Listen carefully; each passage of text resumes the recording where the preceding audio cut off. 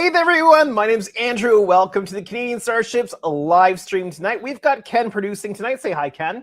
Hello, everyone. How is everybody doing tonight? I hope you are doing well. How are you doing tonight, Ken? Doing well. Trying to keep warm. It feels like the temperature is minus 40 here tonight. It does? We're not quite that bad. The thermometer upstairs says that we're sitting at about minus 14.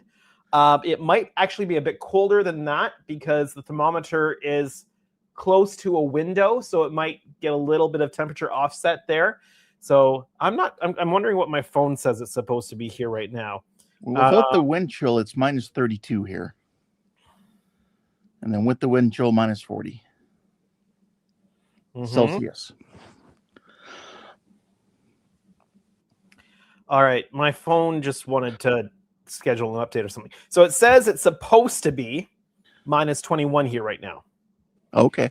So I don't know quite how accurate that is, but I mean, I've seen videos online the last day or so about people freaking out over the cold temperatures and doing crazy things to try to prepare their houses for temperatures and trying to protect their water lines and stuff. And I'm like, we don't have to do any of that. I don't know what's different about our construction methods versus in other locations where they're not typically as cold, because our water pipes never freeze. Never. We don't have those issues.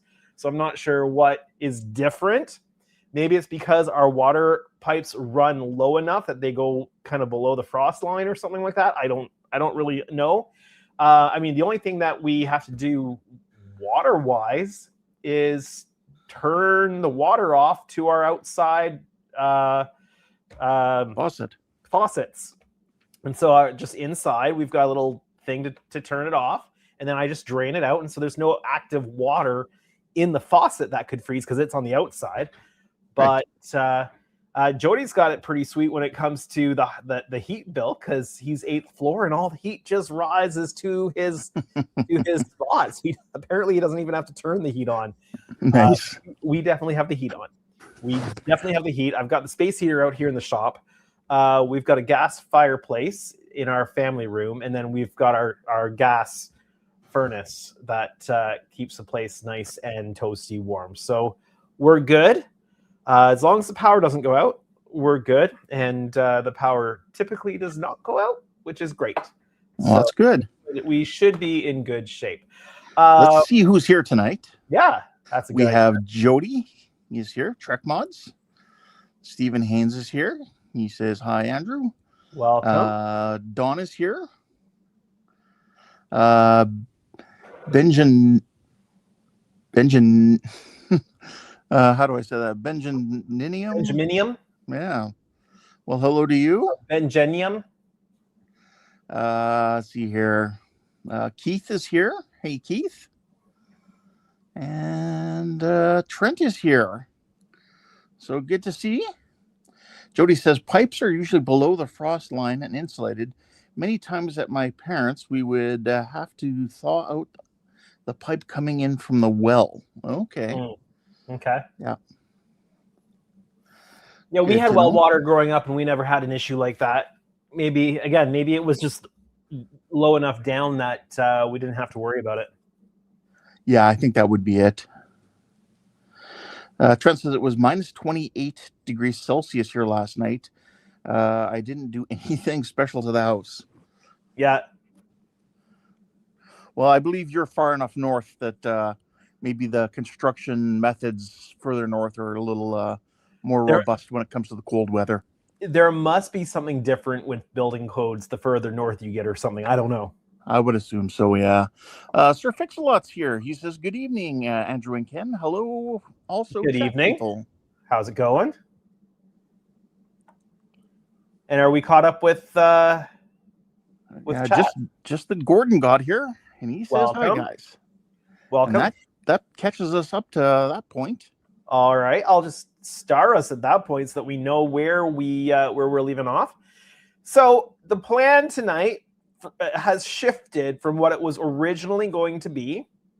The plan originally was that we were going to be continuing masking this one back here. You can see that she's on her back because I need to put masks on the bottom saucer so that I can align the neck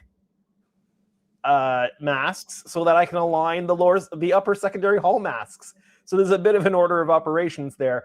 But when I flipped her over, I saw that there were some spots that needed a bit of a second go with the base coat. And so I did that about 6 hours ago, but I want it to sit a good 24 hours at least before I go sticking masks on the thing. Because the last thing I want are the masks to peel paint off when they come up. So we're going to just stick a pin in it when it comes to the masking of the Aztecs tonight. And we're going to do something different. We're going to work on R&Ding the process of painting markings. So whether that is the NCC 1701D, the registry, or USS Enterprise, the names, some of the pennants, like with the deltas and stuff, and the pinstripes. We're going to work on just experimenting with some of that tonight. So I've already got some masks cut for doing another go at test running the registry. We have the registry. Oh, I just tried to hit the button to go there, and I'm on the wrong screen. Todd is here. He says, hello and good evening, all. Welcome. How are you doing, Todd? Everybody saying hi to Todd.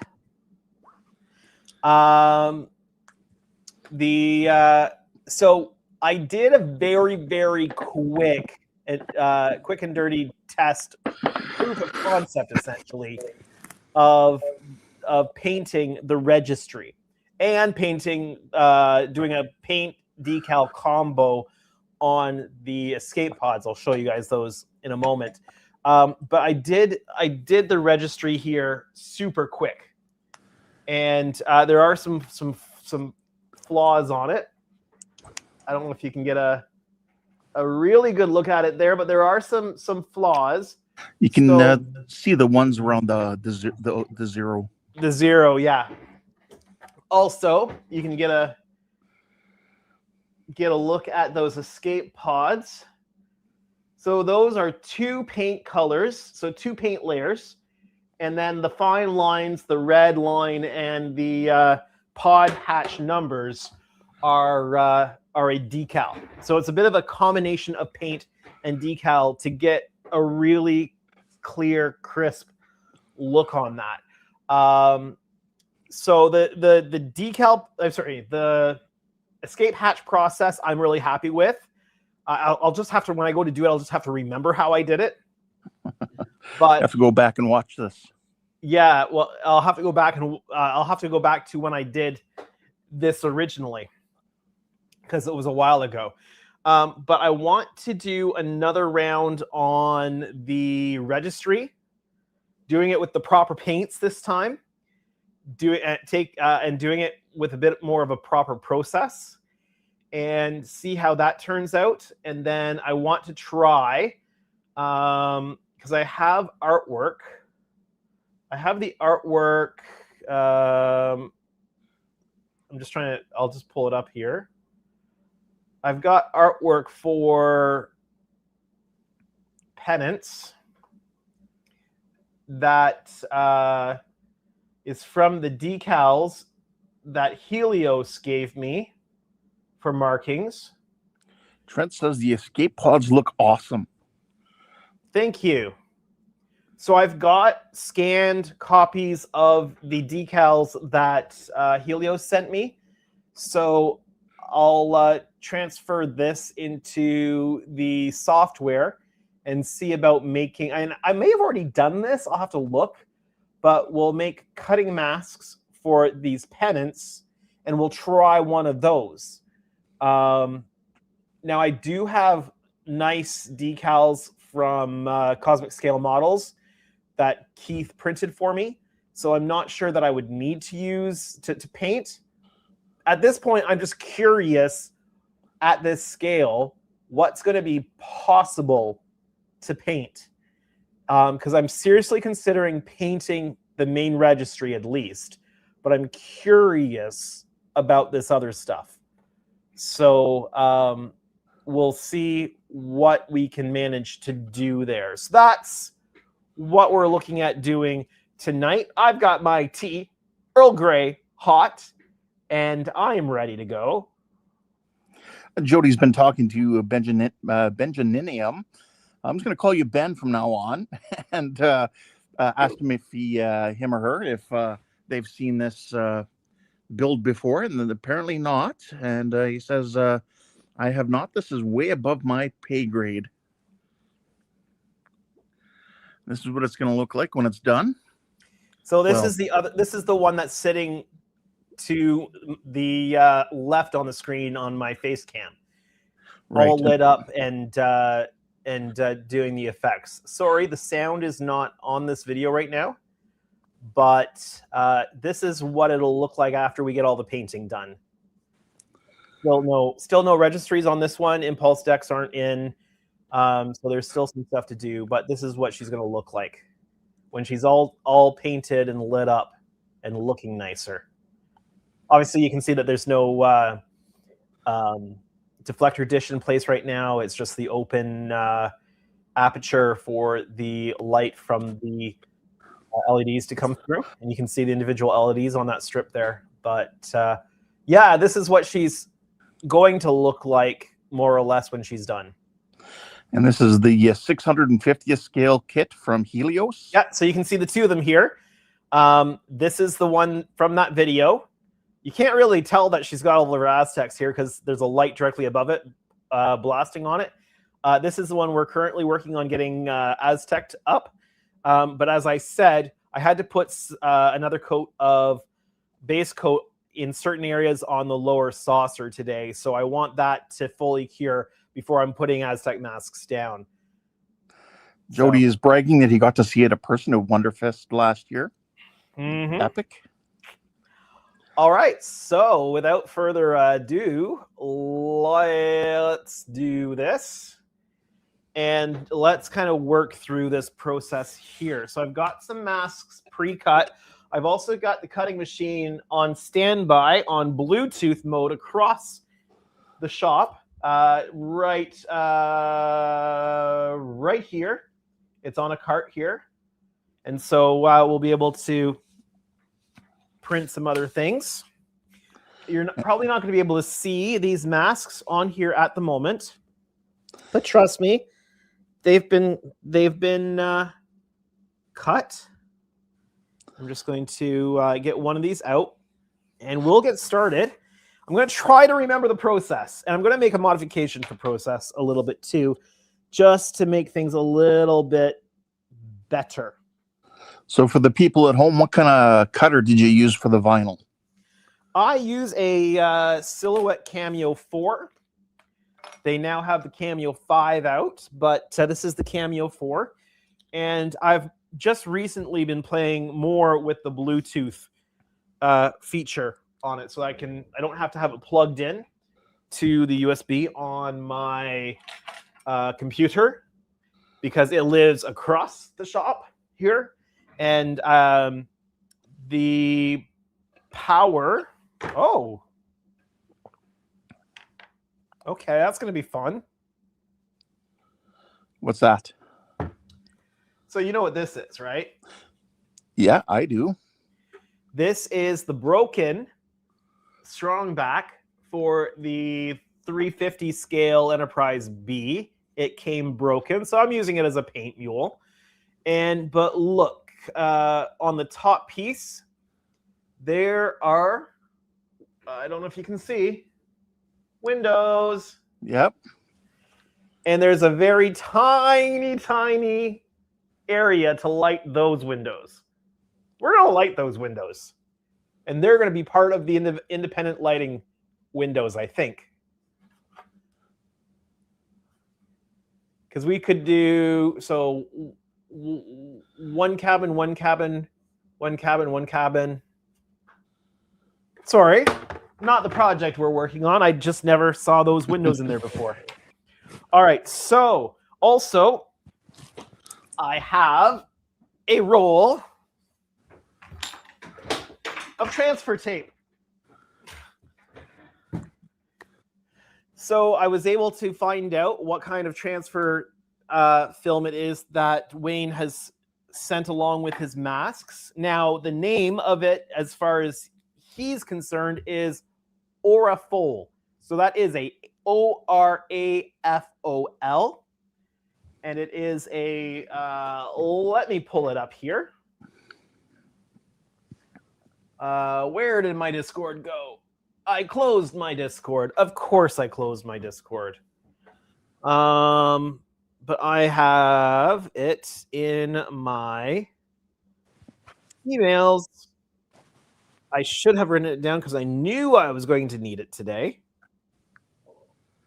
Jody, I don't actually do trivia on the Canadian Starships streams, so unfortunately there will be no trivia tonight. So Orafol MT95, and I will type that. That is what Wayne gets it as. O-R-A-F-O-L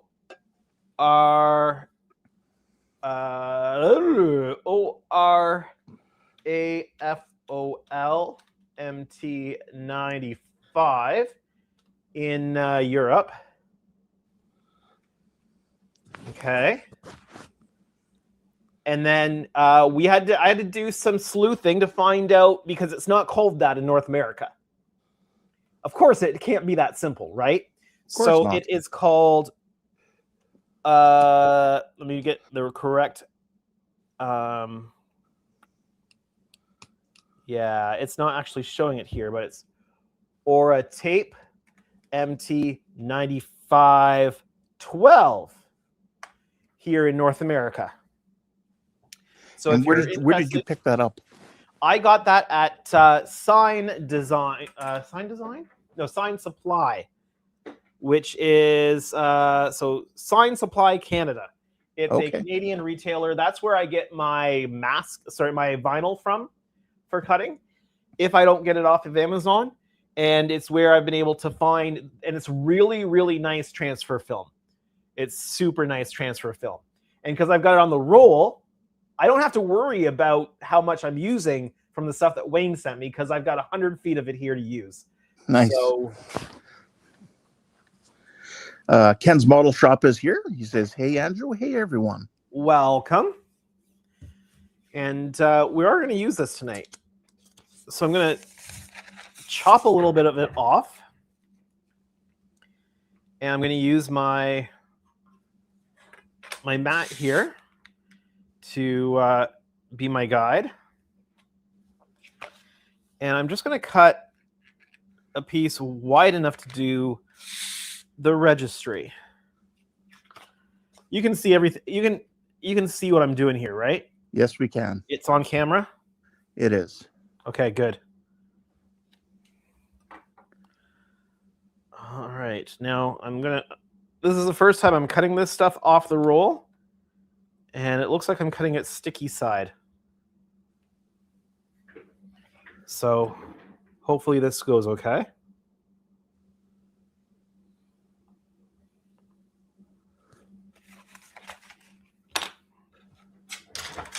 There we are. First piece off the roll. And I'm just going to cut a piece that's going to be just big enough for our registry. Well, it's going to be a little bit bigger than the vinyl we're going to lay down for the registry. There we go. Let's set this other piece aside. All right, so you can't see this yet, but you will once I weed it here. I'm going to need to take my glasses off so I can see. Let me see if I can get a bit of a close-up image of it here for you, because I think it's going to be important for you to see what we're working with, because there's multiple layers to the to the registry. There's different Right. lines and pinstripe lines and stuff like that. So let me get connected here with my phone. Video Ninja is what I'm looking for. Add your camera to OBS. Yes. Allow it to see. And hopefully my software has seen it. It has not seen it yet. So I just need to link it. Please stand by. And hey to you, Ken. Okay, I've got it. Good. Okay, let's see what I can show you here. Can you see those lines? We can, yes. So there's the numbers themselves and the letters. Yep. Then there's an outer pinstripe, which is red. Then there's an inner pinstripe, which is white. And then there's the letter itself, which is dark blue. And then the same on the inside of the O and the D. There's the white pinstripe and then the red pinstripe. And so we have to get all of those different layers in cleanly. And that's why I'm experimenting with this tonight, so that we can try to see if we can get that clean. If we can get it clean and we can reproduce it cleanly more than once, then I will feel comfortable. I mean, some people say to put a clear coat on. However, some clear coats don't work well with vinyl. And also, you're going to start getting a really thick registry if you start having to put clear coat on every layer. Yeah, no, I'm not going to do that. I'm not going to put clear coat on. I am going to put a locking coat in, though, which I didn't do before. Right. And I'm going to play around with doing that tonight and just see if that helps.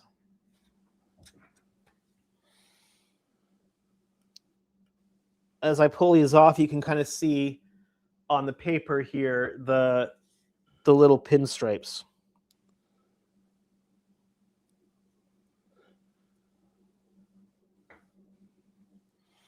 So what is the first color you're going to be laying down? First color I'm going to be laying down is the Aztec gray color. Okay. Which I'm going to use to lock in the main mask. And then we're going to be laying down the actual other colors over top of that. It'll make a little bit more sense, I think, as we go on.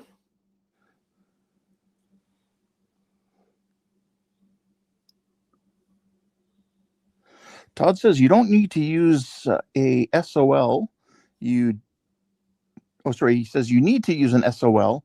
You don't need the gloss clear coat under. He said the gloss is to keep the surface smooth, to keep air out from under the decals. So what does he mean by SOL? Satellite of love. I don't know. Something out of luck is all I can think of. It says SOL melts the decal to the surface, then seals it with a. Yeah, I mean, maybe. He said seals it with a varnish, flat, matte, clear, whatever. But you're not doing decals, though. No, this is paint. This is paint. So we are. Okay, microsol, he means. Yes, but yeah, these aren't decals. I mean, I'm assuming you're still putting down a gloss coat before you start laying down these. Well, it depends on what our results are here. Right. Because you don't need a gloss coat because they're not decals. Right. The purpose of the gloss coat in this instance would simply be in case you messed up and you wanted to clean the paint off, right? Or additionally, to prevent there being any like really small raised areas that would allow paint through. Yeah. So because the vinyl is transparent, and I love that Wayne used this, you have so much, such a great ability to line it up exactly where you want it. And when it comes time to actually put this on the ship itself, if I'm going to paint, before I take the backing off, I can even measure and mark my center points on top of the transfer paper. So I can key everything up exactly where you can't do that with a decal, right? So you put it on and then you move it around and you eyeball it and you try to get it exactly where it is. And then by the time it cures, you realize, oh, it's a little lopsided this way or that way, and you can't do anything about it. So you can really dial in exactly where you want this to go. Todd says, for painting decals, I would probably seal them to the surface with a quick finish, then paint, and then pull masks. Keeps from bleeding the under the mask. It does, but if you're doing multiple layers like that, it'll start to add up, and you'll end up with some seriously, or I shouldn't say seriously, but some noticeable raised lettering. Yeah, so we do have multiple layers. Alan Kelly is here. He says, hello all. Welcome. Oh, the center of this O does not want to stick down. Oh. Yeah, oh, exactly. We'll just force it to sit down, because it has to sit down exactly in the right spot, because we're going to be putting additional mask pieces into this outer framework that we're laying down right now. And for anybody wondering, this is where's my the piece that we're putting it on is just, I'm using it as a paint mule. It's the broken strong back from the 350 Enterprise B. Todd says, multi-layer paint decals, a whole nother ball game. Yeah, not decals. No decals here. Edmontonian is here. He says hello from Edmonton. Welcome.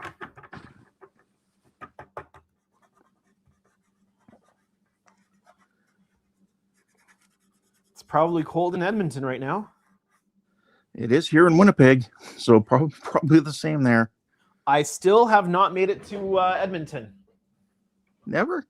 Never. I was supposed to have a layover in Edmonton when I went up to Fort Mac one time, but the flight out of Fort Mac got delayed long enough that they rescheduled me, and then that got delayed again. They had to reschedule me again, and so when they rescheduled me the second time, instead of flying through Edmonton, I ended up flying through Calgary, which I'd been to multiple times. But going through Calgary, had a friend from school who was in Calgary, and I was, it was quite a long time ago, so I was on MSN Messenger in the airport, and was chatting with him and said, hey, I'm going to be coming through Calgary, and I've got a couple hours. And he said, sure, guess I'll come to the airport. We'll grab lunch. So it gave me the opportunity to have lunch in Calgary. Well, there you go. Yeah. Let's see here. Edmontonian says minus 19. That's not bad. Yeah, not too bad. I'm in Winnipeg, and for me, it's minus 32. Feels like minus 40. Ken wins. I'm in Kingston, and it's only about minus 19. Yes, I'm hoping that warmer weather is moving this way, Edmontonian. Yeah. Although all these people from the U.S. are probably thinking warmer weather, minus 19. Indeed. He says, I used to live in Calgary. I love the proximity to the mountains. That being said, hockey season is on, so... And Jody says minus 27 in Sudbury. So I don't know how bad the sound from the air compressor is going to be, but it shouldn't be too bad here. I think my airbrush is clean. Like I said, I was not planning on doing this tonight, so I'm not 100% prepared. So I think it's all clean. We'll see. I'm just going to run a bit through it just to make sure it's flowing.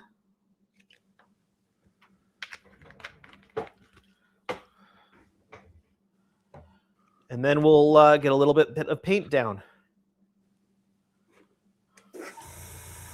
Oh yeah, it's flowing perfectly fine, so we should be good. Oh, that's good.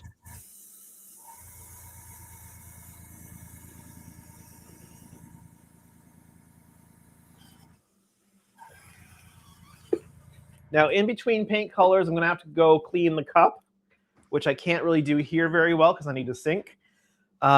So in between paint colors, it needs to dry anyway, but I'll need you to just kind of keep an eye on things while I go clean out the cup. The airbrush I'll do here, but sounds good. Sounds like those will be good times for running commercials. Yeah. So we're going to go with the Russian Air Force Gray Blue. I think I emptied this bottle here. So the Alan says, oh, go ahead. The Russian Air Force Gray Blue is the color that's the secondary Aztec color. Well, actually, so it's technically it's the primary, but it's the one that goes on top of the base coat. Right. And you're using the one from Viejo? I am. Try to put as little paint in the cup as possible. Although it does require a certain amount of paint to work. Alan Kelly says it's minus 22 in Bellevue. Sorry, I didn't hear what he said.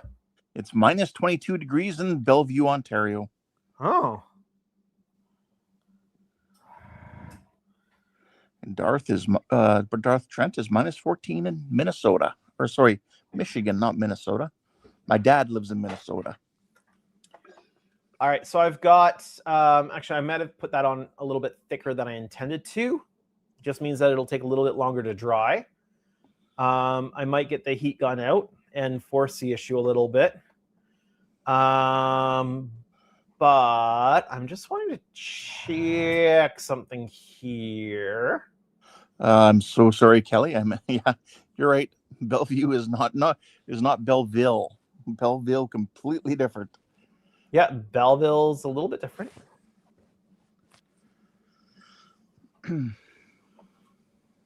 Ooh, Sir Fix-a-Lot.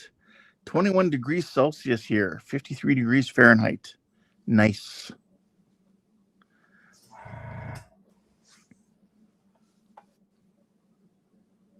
I'm not sure where Bellevue is. Bellevue? Belleville? I'm not sure where Belleville is either. Oh, did he say Belleville? Yes. Oh, Belleville, not Bellevue. Correct. Belleville's just about 45 minutes down the road from us. Oh, so that's not too far away. Yeah.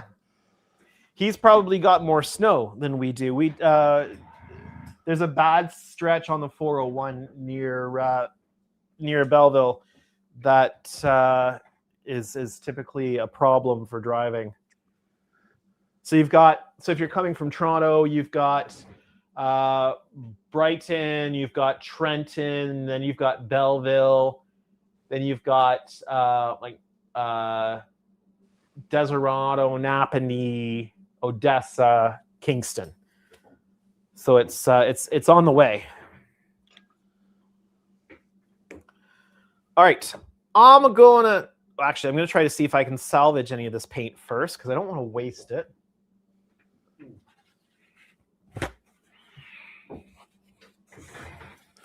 Ooh, Alan says we have the most snow in 20 years in Belleville. Yeah, we have had. So my kids are in school, and they take the school bus. I mean, we're not very far away from the school, but they're in elementary school, so they take the school bus. And there's as of Thursday, Thursday was their 14th day of school since Christmas break. Out of those 14 days, there has been 7. Half the days have been snow days. Wow. Because what they do now, it seems, and this is just my observation, but what it seems that they do now is that if there is a Environment Canada warning for weather at any time during the time that they would be expecting the buses to run, they cancel. Oh. Yeah. Now, the schools remain open, which is good because I don't really want to have the kids with me at work for 7 out of 14 school days. And we don't want them missing that much school, that's for sure. But the schools are still open, so my kids they go to school. And I think here in the city, most kids on school days that are snow days their parents just end up taking them because, I mean, parents still have to work, right? Yeah, that's right. So lots of kids end up going. Yeah, see, when I grew up, days like that just meant the kids who live out on the farms weren't coming to school. Sorry, what was that? Yeah, days like that when I was growing up just meant the kids who lived out on the farms weren't coming to school. Anybody who was in the city was still coming to school. Yeah. I mean, we never had that many snow days except for January 98, when we had the big, huge ice storm. And the schools were actually closed because there was no water, no power, no nothing. I don't recognize this song. That's my phone going off. My phone is being nosy. Intrusive. All right.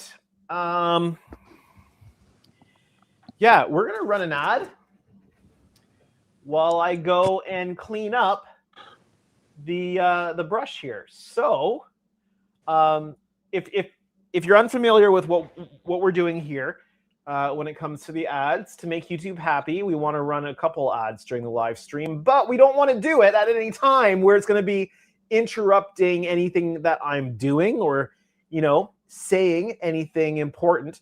So we take a moment and manually run one so that we still make YouTube happy, but we're not interrupting anything important. Like last time when I was just about to say that. There we go. You may or may not have just received an ad, but yeah. All right. So I will turn my face cam off. I will mute. You are now muted. Jody says, no water, no power, no nothing. Computer starts playing a country song.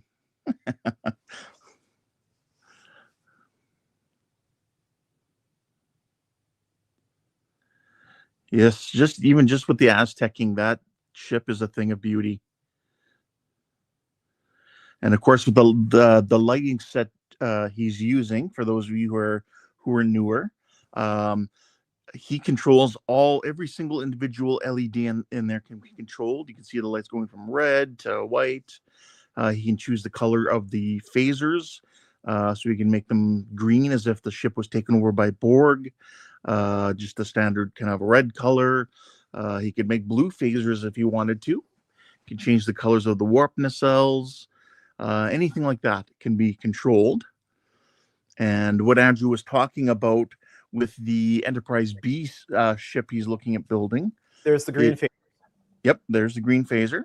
What he was talking about with the Enterprise B would be to actually box in sets of lights and then have them set up and programmed to go on and off just randomly at various times to make it look like people are entering rooms and turning on lights or leaving rooms and turning off lights, that sort of thing, to add more of a liveliness to the ship itself. Yeah, give it a little bit more of a dynamic look, right? Some dynamic window lighting, so it looks like there's a bit more life happening in the ship. Or at least that's the hope. It's still untested, but hopefully it'll work out the way that we want.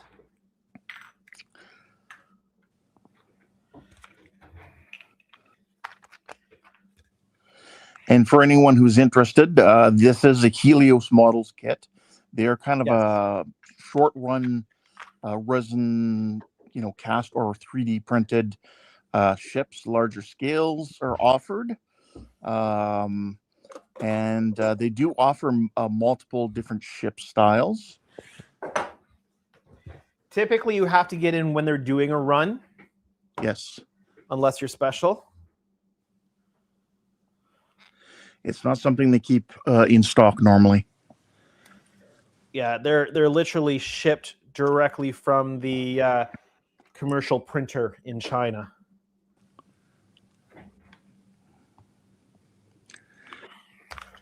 But this latest one that he's painting on right now, the Enterprise B, I have the Excelsior, same scale, 350. They do come with a nice metal structural skeleton for the inside. I'm so looking forward to not having to R&D another another metal support for these things. Let them do the R&D. That's right. Oh, I won't get anywhere if I don't turn the compressor back on.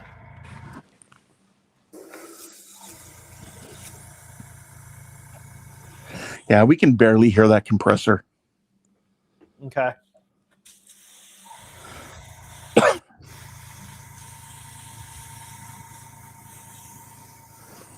Oh, getting no color through this, so that's a good sign. That's good. I don't want to have to do a full tear down between each color if I can avoid it. I'll probably need to between when I do the red. Yes. And most likely for the white. Yeah. Well, the white shouldn't be a problem. But what I think I will do is, or at least clean your needle before you do the white. Yeah. Because the white can be easily contaminated. Cross-contaminated. All right, I'm just going to move my airbrush back behind me.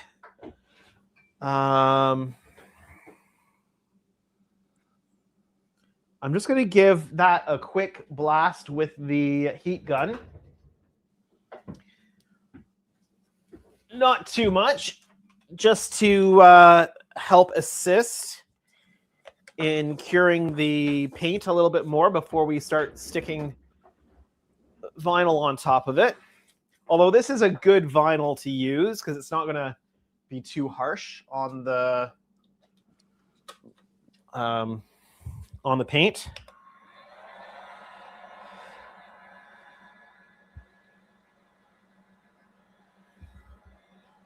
And that is a good thing about acrylics. They do dry a little quicker. Yeah.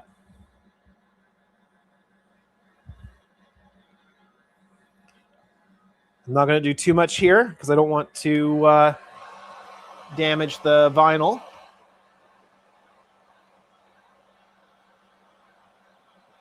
Just cooling down the... Oh. Actually, while this is cooling down, I'll just use it to blow some air over it too. Might as well.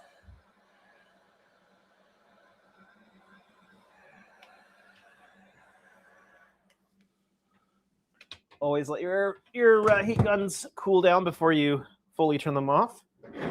All right, we are going to put some masking back on this thing now.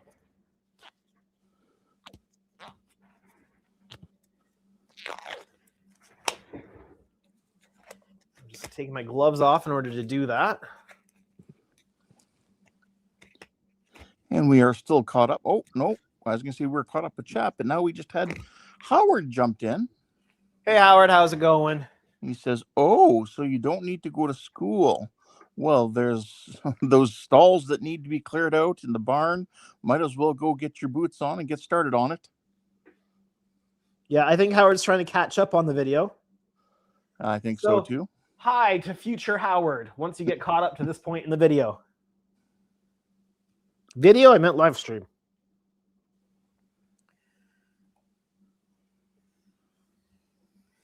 So this is where it gets a little tricky and a little tedious. This is why I've printed 4 prints of the mask.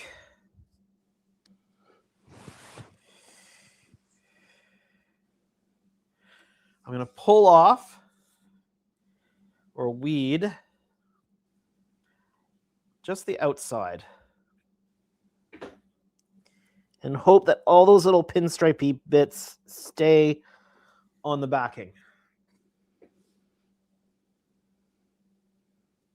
Trent says, "Hi, Howard. Warm up your boots for tomorrow." Yeah. Hopefully some of his equipment is heated cabin. And looks like I got to play something for you here.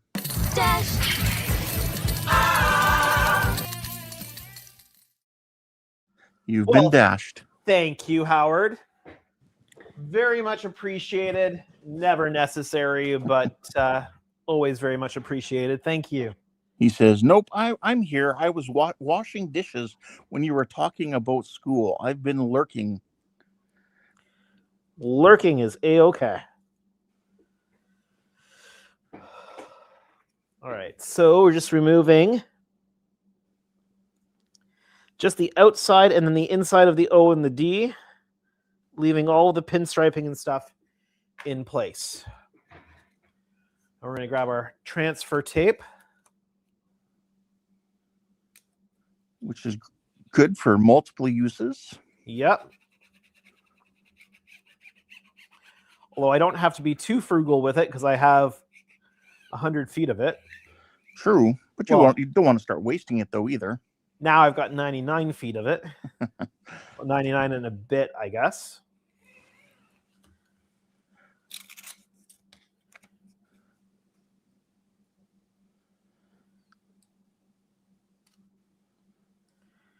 Remove the backing. Oh, these are staying on the transfer tape quite nicely. And good to hear. With it being transparent transfer tape,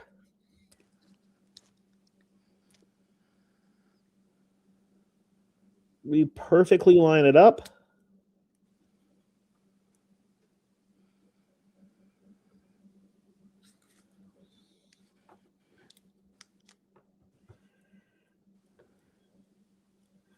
Because it's the exact same mask.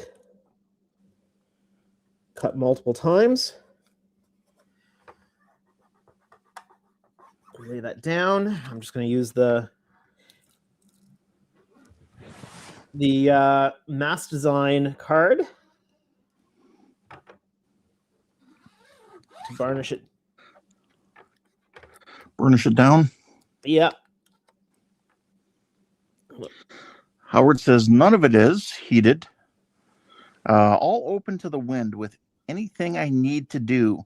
But my skid steer didn't start yesterday, and I just started myself at about 8 p.m. I was hiding since 4:30 a.m.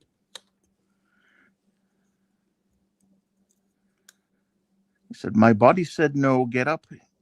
This house is a freezer. When it's like this, I needed some updates to my house. Long story short, time, weather, and people."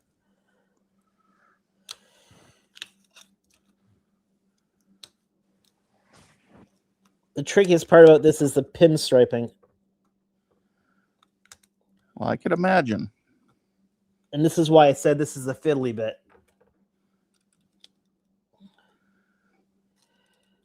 But it makes it so worthwhile when it's done. Well, that's the hope.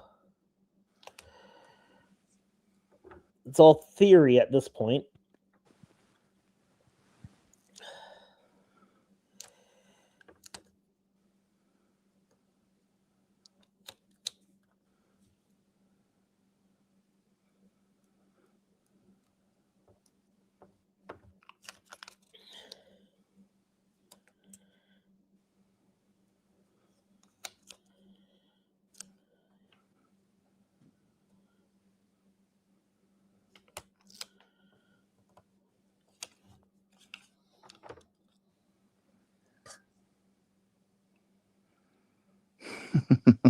Your camera keeps moving because of the table.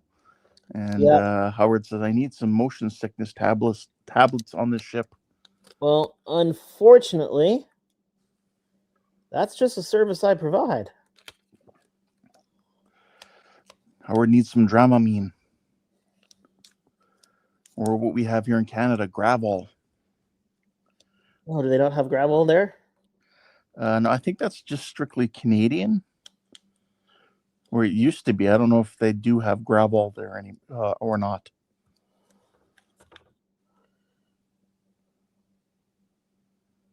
Let us know if you're from the States if you guys have Gravol. Not gravel, Gravol. With an OL at the end. Be the same kind of thing as Dramamine for motion sickness. I'm pulling these off and doing it again.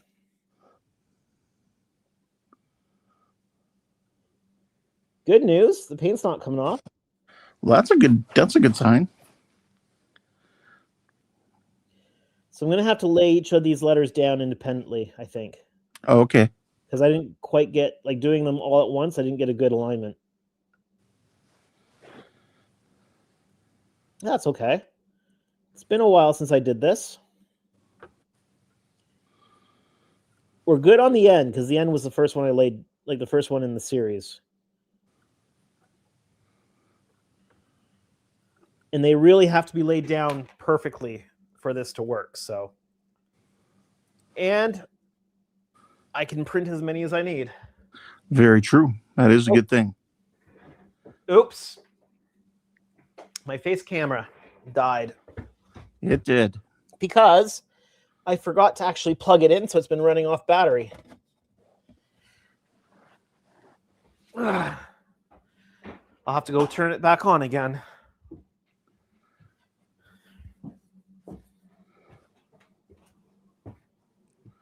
Howard says, actually, I'm not motion sick. Maybe it was maybe if I was in space. I do have some other tablets for this weather. There we are. We're back. And there we go. Well, I'm going to take this opportunity to pour myself some tea Earl Grey hot.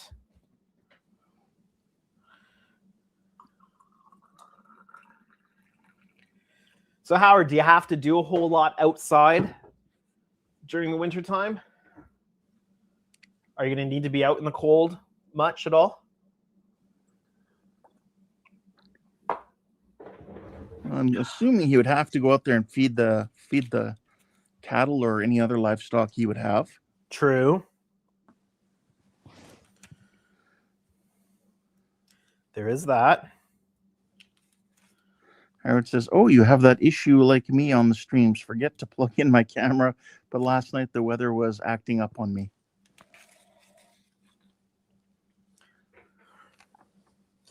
Well, and the funny thing is I was like, I need to make sure I remember to plug it in. And then I just didn't. All right. I'll try to remember to ask you that next week. Oh, we have Leo here. He says, oh my, this is going to be a big project, right? It's been a big project for longer than I would have liked. Yes, this is the 1/650th scale Enterprise D that he's working on right now. He's just getting the registration letters and numbers set up. Just trying to see if he can do it nicely with paint. However, he's not right now. He's just testing on a piece of Enterprise B hull that was on the strongback that was broken. Yeah, this is just experimentation to see what we can do. You know what? Since I've got loads of this stuff, I'm just going to cut a small piece.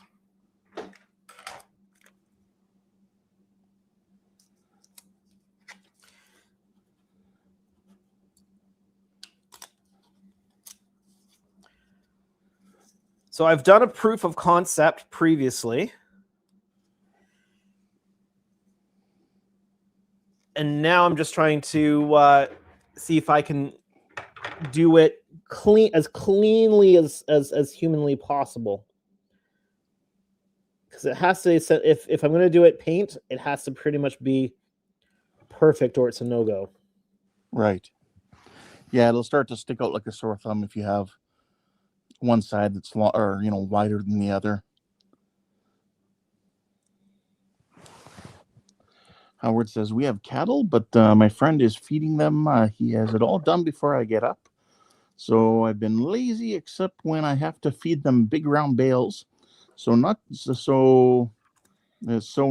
much as about 8 years ago when I was milking cows. Having to get a milk hauler in every few days and cleaning out manure. So the biggest thing is worrying about all the water.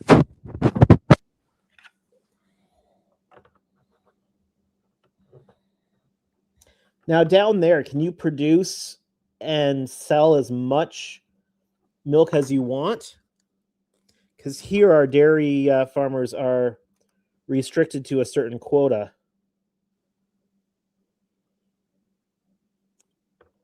Due to the, what do they call it? The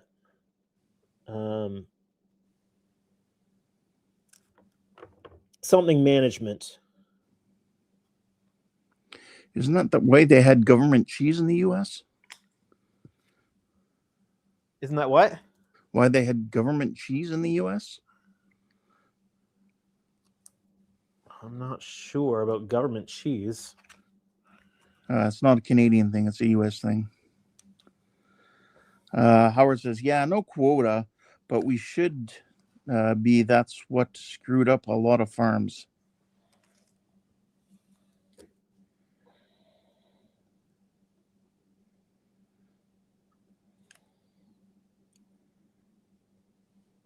It's not resource management. It's, I can't remember what it's called. But it's also the reason why there's strict guidelines on importing U.S. dairy and stuff like that. Leo says, Enterprise D, get out of here. If you are playing with the big engineering section, it is going to be big, and I say big. Well, this is the strong back for the Enterprise B that he's painting on right now, just because it's a broken part that he can use as a test mule. So here's what she's going to look like. Here, let me back the video up. This is the one that's currently sitting here. It's just lighted nicely and lit. And then you'll see his hand come in here and touch the control console at some point. Give you a size reference. Yeah.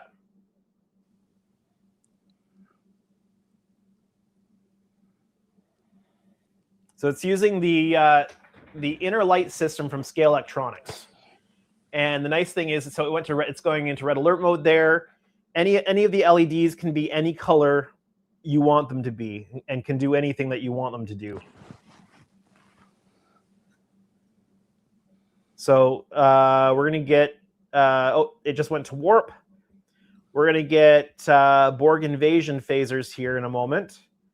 So same LEDs, we're just choosing to light them as green instead of red. So there's complete versatility and control even after the model is made and all the lights are installed. You can completely change the way the lighting looks just from within the software. It's a pretty cool system.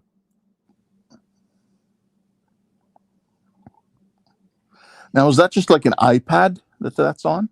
Yeah, that's just my iPad.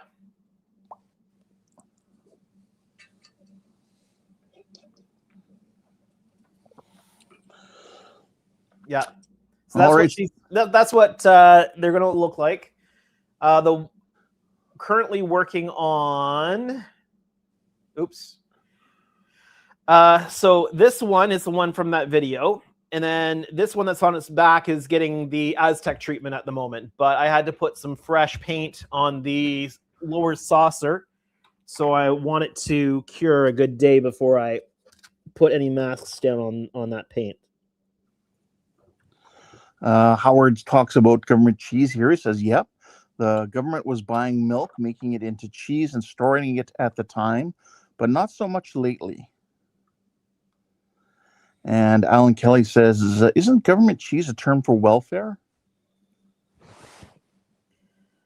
All the cheese in Denmark. Howard says, yep, and that's why the USA renegotiated NAFTA agreement with Canada and Mexico. Leo says, make it so. I love these ships. I'm looking forward to eventually doing the version 2 of this kit, of the Enterprise D kit, with the improvements based on the recommendations of a few of us that have built it, and the fact that it'll come with an armature and that won't have to be done myself.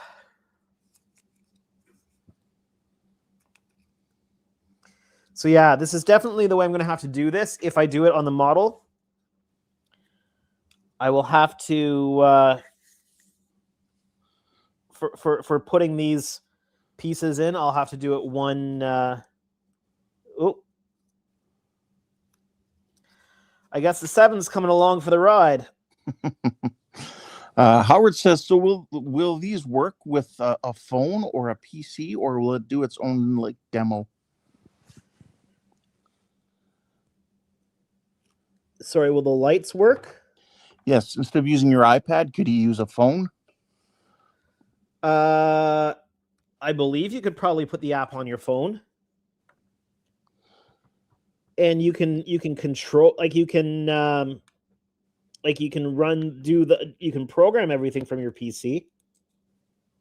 I don't know if it's set up to run it from your PC.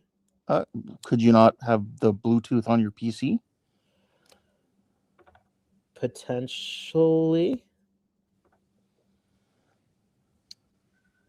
I'm going to have to pick this up. I'm going to have to pick the one up and relay it down, I think. Now, there could be a little bit of variance between prints of this file.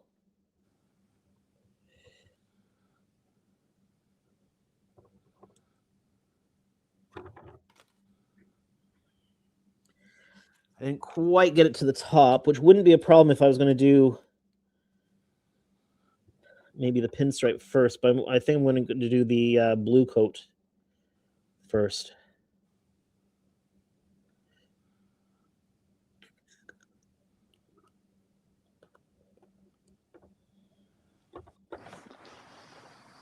So I'm just picking this mask up again, or at least trying to.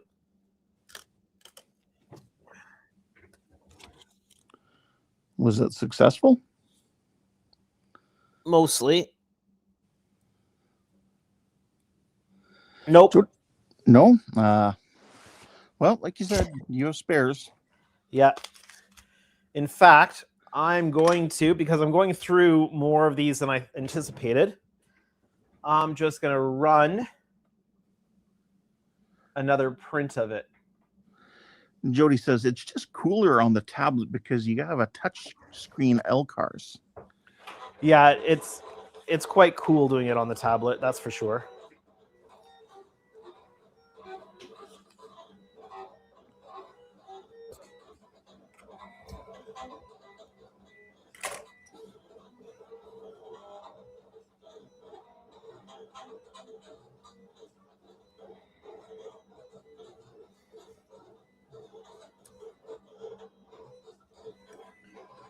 So I'm just going to cut the one out I need from that other piece there.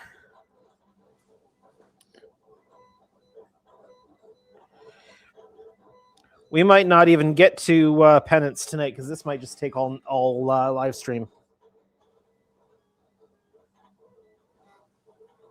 And I'm okay with that. Jody says if there's an Android version of it, I'm sure you can use it on a phone. Yeah, there is an Android app for it. Oh, there you go.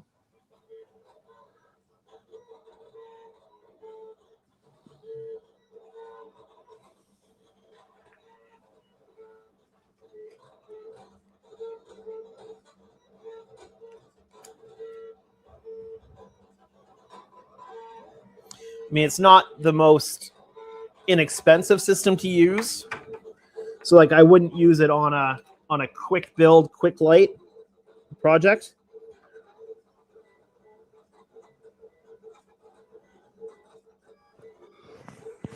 But certainly for any of these kind of like hero builds, definitely.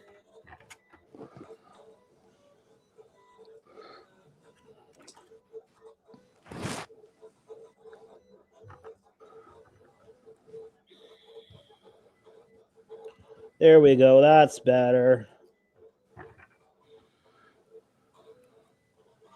That one went down properly. Now, where is my 7?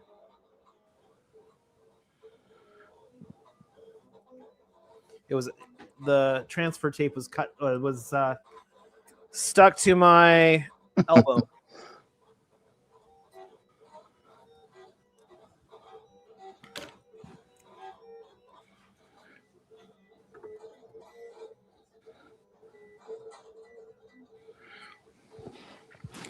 Jody says if you were good with electronics, you could print the displays out on glass and put touch-sensitive switches beneath it, but it's already set up on screen. Yeah, well, the original plan was to essentially do that, to have an LCARS display designed and UV printed onto acrylic,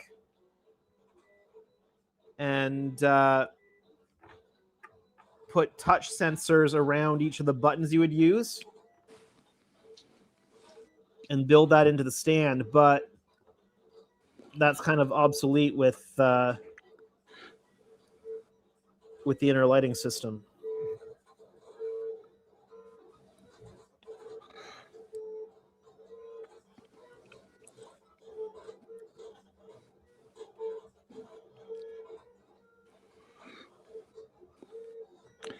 Howard seems to think you could stay on later and not go to work tomorrow,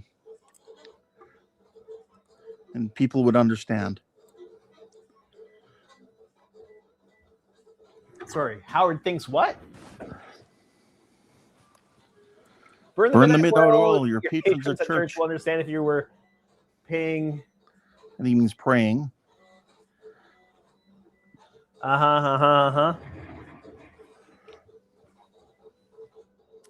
All right, the 7's all right. Let's do the 0.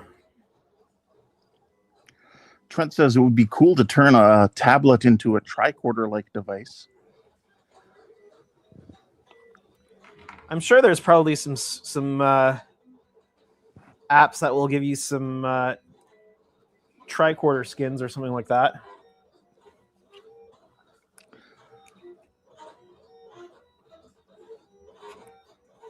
Leo seems to really like Tasha Yar and Deanna Troy.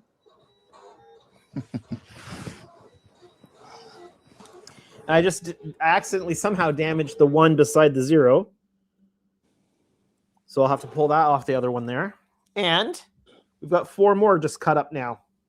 Oh, well, that's good. So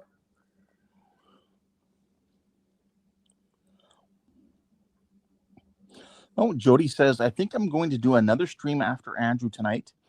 Whenever he's done, I'll start a few minutes later. So feel free to follow up after this stream, everyone, at Trek Mods on YouTube. Well, Jody, if you start your stream, if you schedule your stream for like 11 or whatever it is, and then if you start it just before I end, then I can probably redirect people.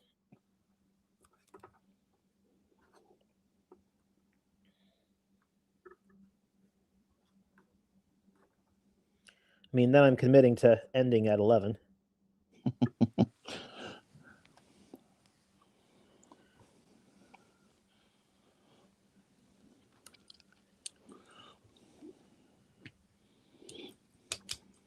Yeah, this is definitely the way I'm going to need to do this. I need to, because of those pinstripes, I'm going to have to apply them one at a time. And yeah, that pinstripe is destroyed beyond use. So I'll grab that from this one here. But if the result works, I mean, it's worth doing it one at a time and taking the time. Indeed. The effect is beautiful. Well, and the one client was kind of wondering if I could cut because the decals have film, right? Transfer film. Yeah, the carrier film. Carrier film, that's what it's called. And he was kind of hoping I might be able to cut them out individually, Right. place them individually, because he doesn't want any transfer film. Yep. So if I do it this way, at least for the registry, then there is no transfer film. Carrier film. Yes, carrier film. Howard says it would be nice to add sounds like having Picard say engage whenever it goes to warp. You can do that. You can do that. Perfect. And he said a few other quotes that might randomly play. So there are there is audio on those clips, but just the way that I've got everything set up here for live streams, you're not hearing any of that audio.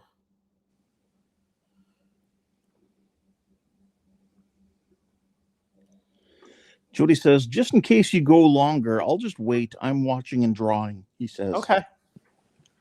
Sounds good. Steve Martin's here. He says, evening, gents. Welcome.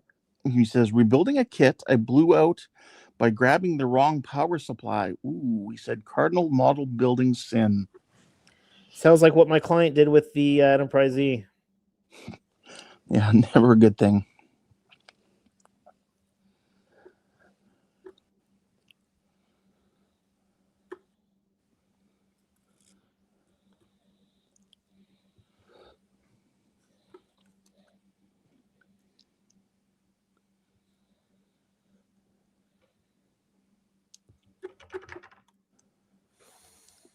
So what type of power supply will be going into this one?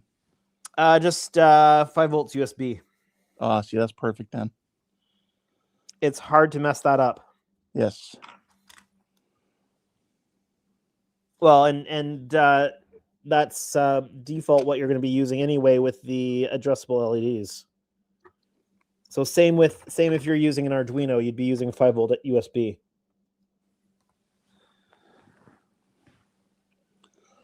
Jody says, I am fully functional and programmed in multiple techniques.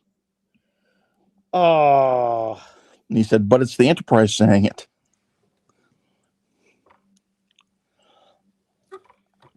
Somehow I messed up the one again. Oh.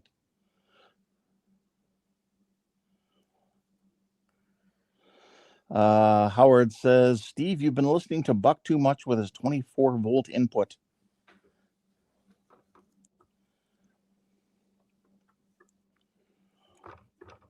Steve says, Andrew, do you run the sound through the Arduino as well?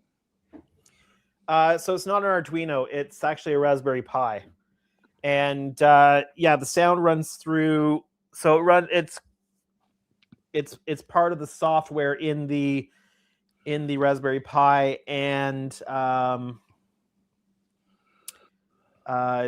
you just run it to an external, like to a speaker, and because there's Bluetooth built in, you can just run it to a Bluetooth speaker, or you can use a plug.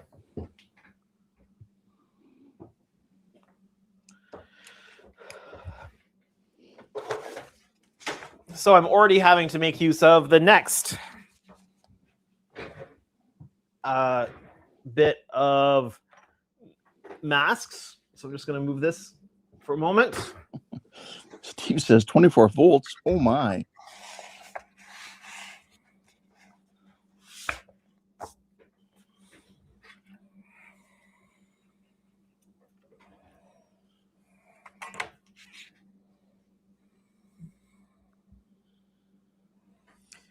Here we go.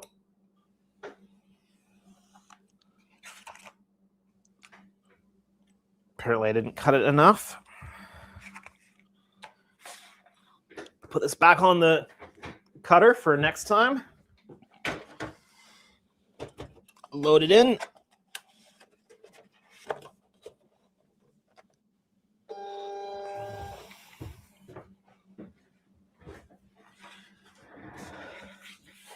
And now we got a whole brand new batch.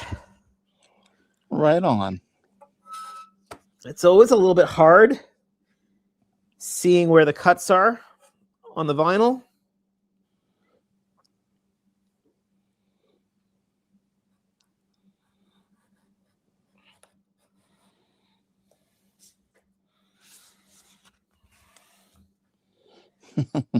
Howard says, 100 feet, I'll never use that much.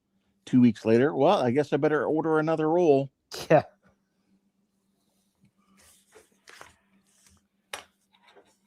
Yeah, I got this stuff. I got this vinyl from, like this roll of vinyl from Science Supply Canada as well.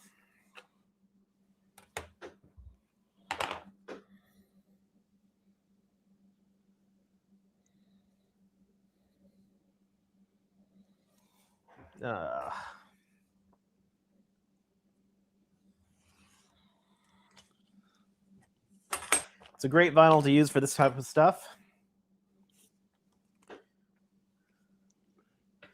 So what did I need? What numbers did I need? I needed the 1. You need the 1. Yep. Again. And specifically that one.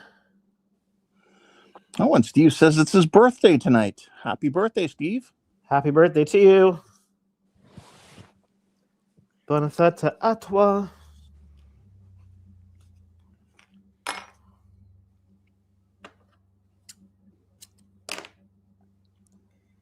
Birthday, you yo. Why is that? That's the birthday. Leo says, what about the warp core? Should make that one spinning. Sorry, what? I'm just reading it. He said, what about the warp core? Should make this one spinning. ... Well, it's not Discovery. So it shouldn't be spinny.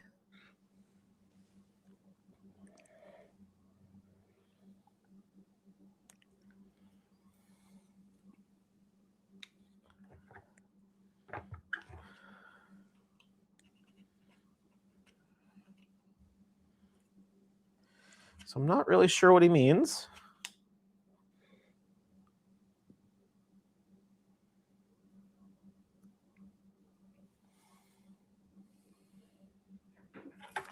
Sometimes things don't quite translate over text. Very true. Let's try this one again. Literally this one.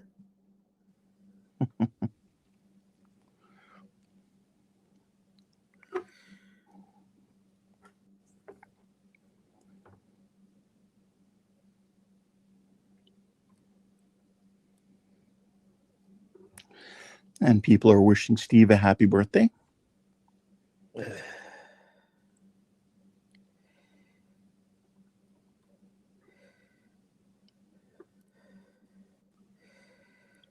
So I guess that means that his birthday is tomorrow from our perspective, right?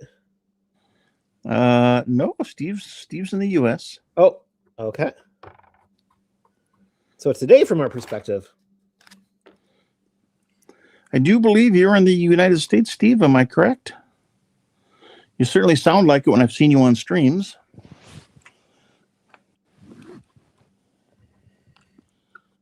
Never trust what I say when I'm streaming. I've got streamer brain.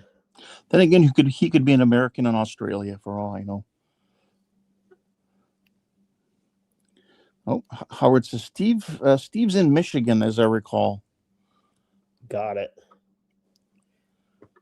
So even in the same time zone as you. And the dash got messed up. Sorry, Dash. I'll have to redo the dash. Yeah, Steve confirms. Yep, Michigan crew.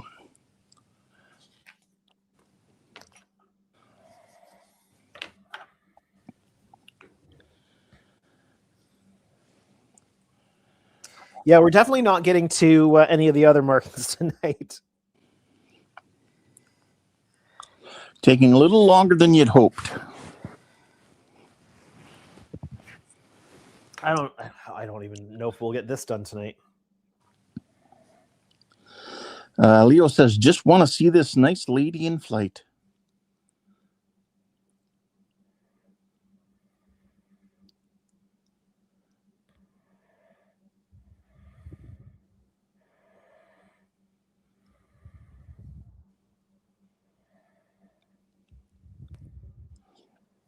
Sorry, just concentrating here. Well, I don't want to throw you off with one of these.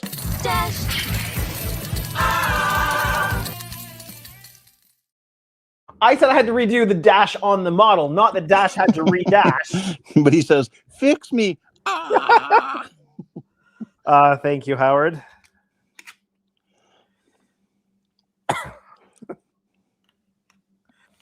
I guess I have to be careful what I say, don't I?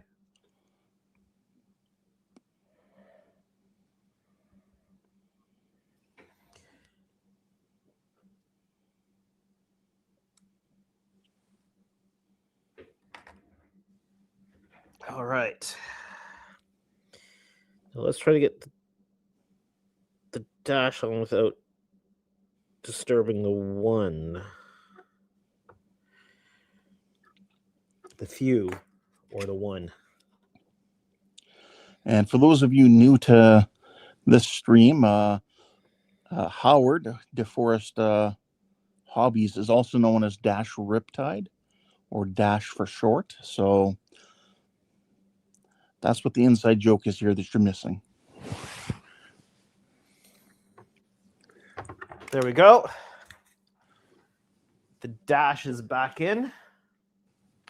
You're fixed, Dash. It's all good now. Now let's go for the last digit here.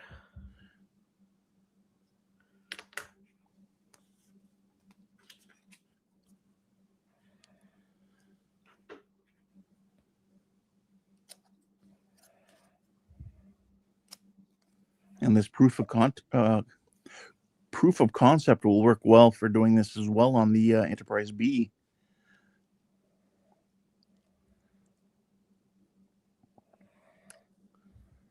Yes.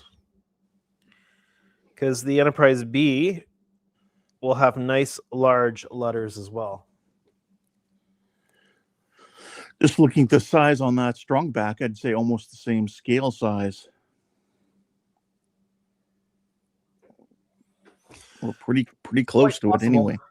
Yeah, quite possible.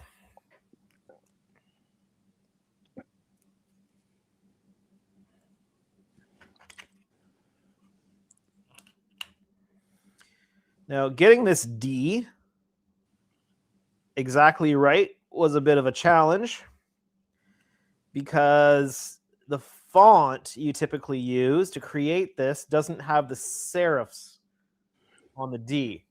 So let's see if I can get it on camera here. It doesn't have these serifs on the end. Right. So I had to manually adjust the lettering in the software to add them. So that was a bit of a trick. Well, that makes me glad that I'll be doing mine as NCC 2000. No letters. Well, I think it's just a peculiarity of the Enterprise D. Hold on to your pants.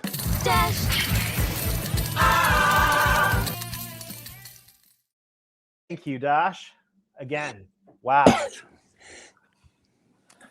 He says there are many, but only one. I'm helping Andrew stay warm.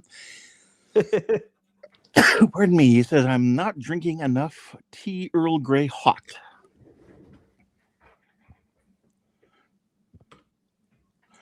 Oh, and whoa.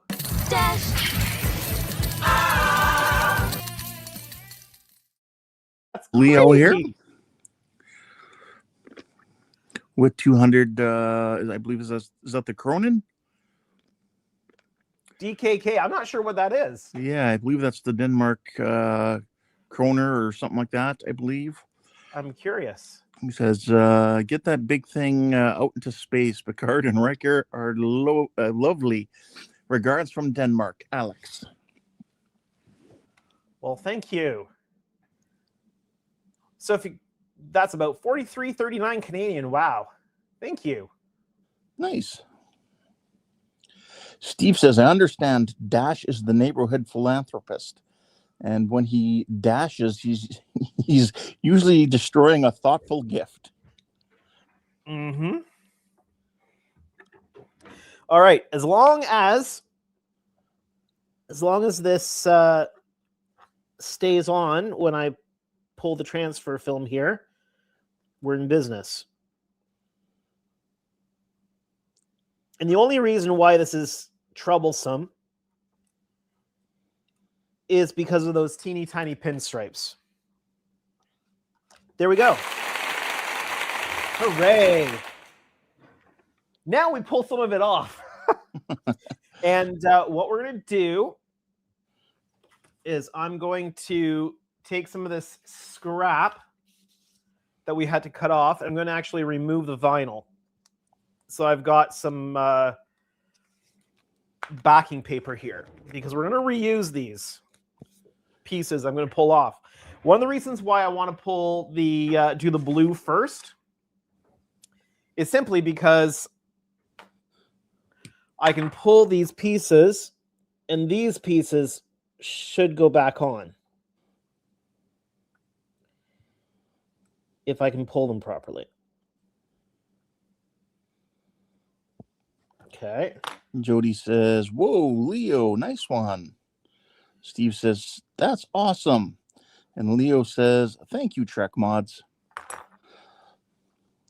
And Howard says, "No. Aw, you ruined it."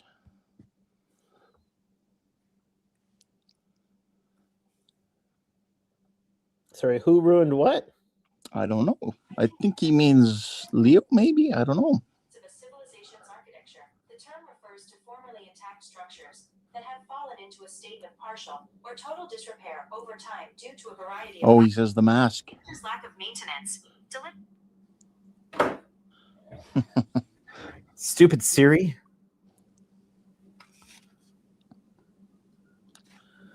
So I'm just putting this on the backing so I can hopefully reuse it.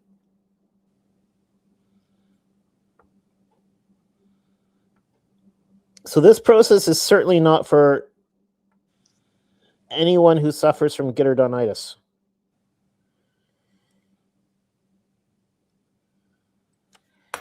And I might not be able to reuse these pieces. I might have to grab fresh. I think that might be in the best interest. Because I just kind of damaged the edge of it trying to pull it up. So Yeah. I think I'll just grab fresh off of the... You have a few to choose from. Yeah, I've got lots.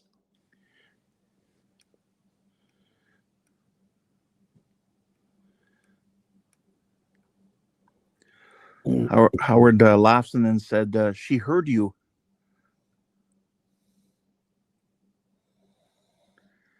Your Siri or whatever it was. All right. It is just past 10:30, so we're going to make YouTube happy here for a moment and run a quick commercial break.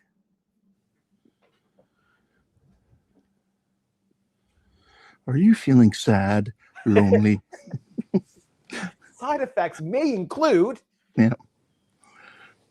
total blindness, nausea, heartburn, indigestion, upset stomach, diarrhea, or death. or death.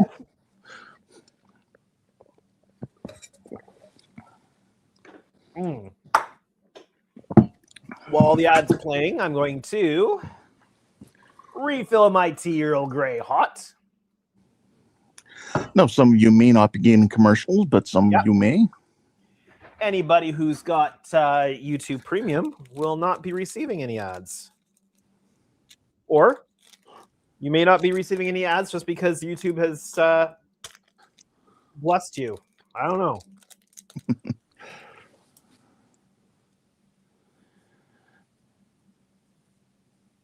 I have a little bit of it left.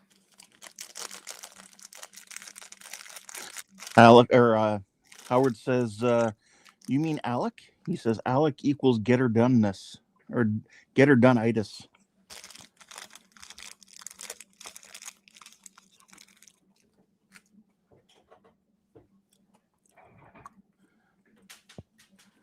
Howard says, welcome to Canada, home of freezing your butt off.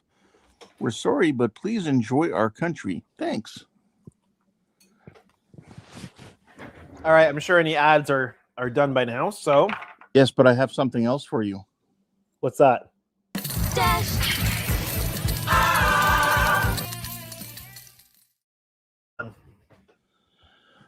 Again. Yes, again. He says you need some new stickers. Get them. Denmark will still love you. Remember that. Thank you very much, Alec. Here in Canada, we're friends with Denmark. We are. We're friends with most people. Or at least we try to be. Jody says, ad blocker on my laptop. No ads. There you go. That's good.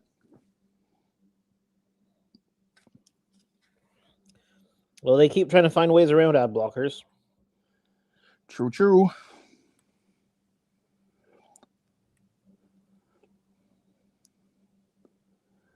Yeah, ever since I got YouTube outside. Premium, I don't know that I'd ever want to go back.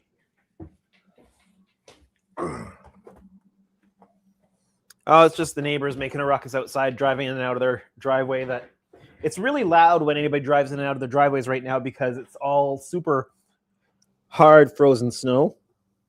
Yep. So it's super loud. That and on cold winter nights, sound travels better too.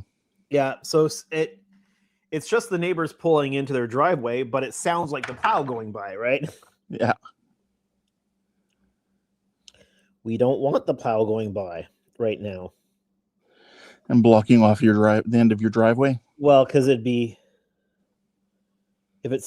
if it came by, especially if it came by in the middle of the night and we didn't know and got out there right away, it would just be rock solid in the morning.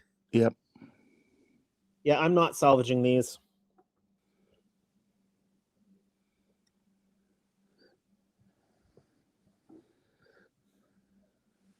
Okay, so that part's done.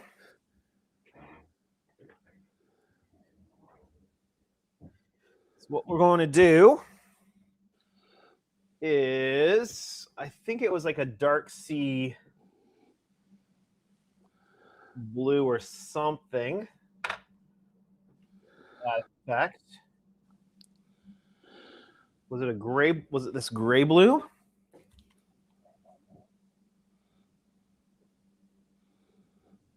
It might be.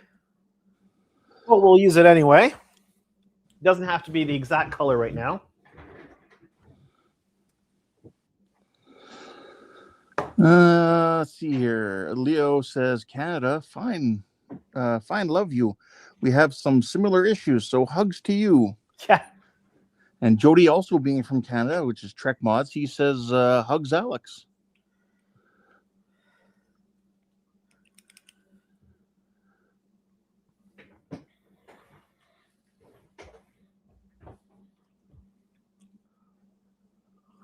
Yes, we've had a fine number of Canadians on here tonight.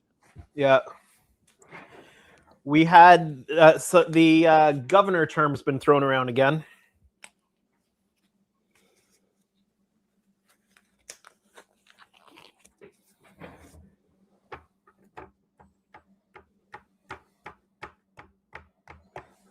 Go. Okay, so we're gonna put some paint down. Hopefully this goes well.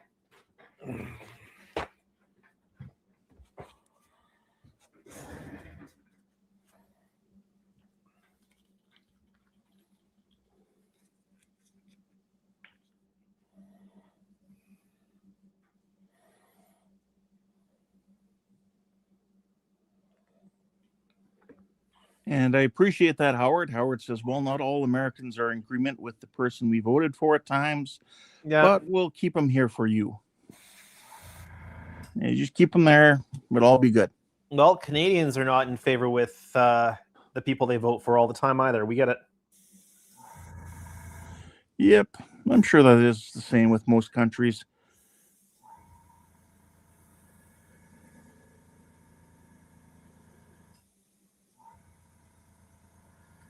Now I'm being very conservative in how I'm painting this. I'm not using too much paint flow. I'm just wanting a very thin layer. And then you can also cut to air for each letter that you do. Yeah. At the end, and just give it a little bit of a blast of air.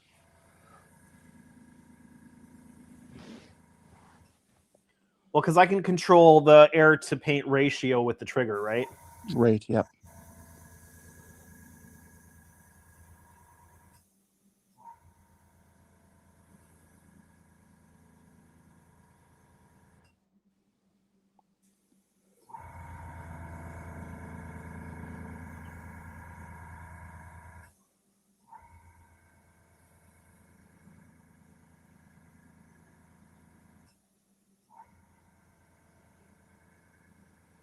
So, Alex, over in Denmark, would it be close to 5 a.m. your time?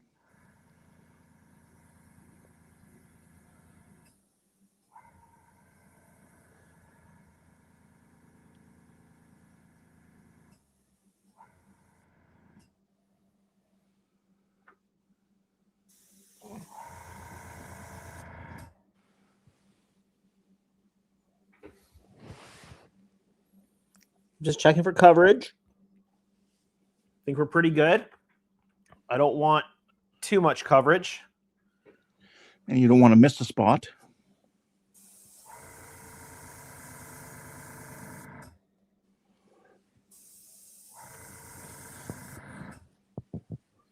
I mean, I'll be far more picky if and when I do it on the model. All right. So there's that color down. Leo says, yeah, it's 4:40 in the morning right now, or at night. He says, bonkers, huh? Wow. I will not be awake at 4:40 in the morning. That I can assure you. I've lost the lid for... Oh, never mind. It was over there. Alan Kelly's asking, is Andrew using a Pache airbrush? It's a Badger from Crescendo. Yeah, it's a Crescendo. It's a Crescendo 175. It's a pretty good workhorse airbrush. I want to get another. I want to get a workhorse airbrush that's a top feed rather than a siphon feed. My personal feeling is I would recommend an Iwata. Sorry, what was that? My Iwata's been really good. Okay. Well, once these projects are off the bench and to their clients, I'll probably get a new brush. Yeah. And for someone like you too, it'd be worth getting at least 2 different needles or needle nozzle sets. Funny thing is like, so the one I'm using, I can't remember what size I've got in there right now, but it's a good all around needle. Right. So I'm not having to swap it out. It's I've got a couple others that came with it. Yep. But this is the one I go with. Okay, so it could be like a 3.5. Yeah, I don't remember what size it is, but I like it, so I use it. All right, I got to go clean out my cup. I will be right back. Oh, camera's wiggling and jiggling. But let me run this video again while I'm away. There we go.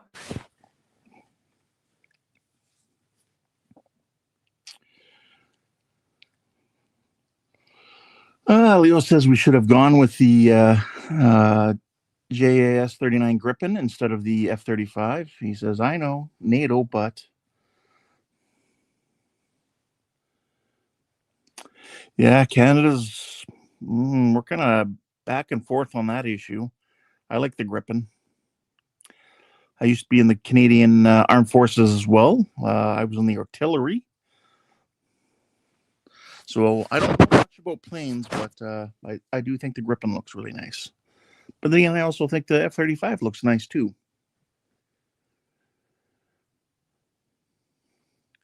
So again, anyone joining us late, this is the 1/650 scale Enterprise D from Helios Models. He's using a lighting kit that allows him to change lights in the model, and he can program it to have any light, any color he wants. He can change the colors of the phasers or any other light on the ship.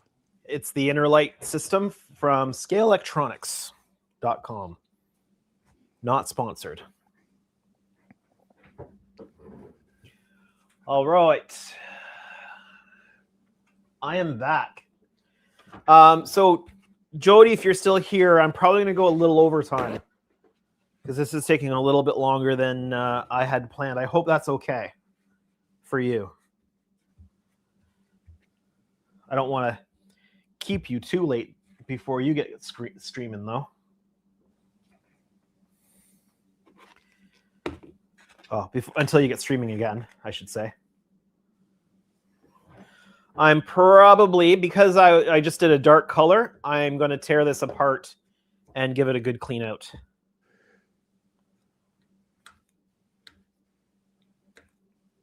Because we're probably doing red next, maybe. Right. And then finish with white, maybe. Or we're doing white next and finish with red. Those are the two options. Problem with red going over white, sometimes it can look pink. Well, it's not going over top. Okay. Then you're okay.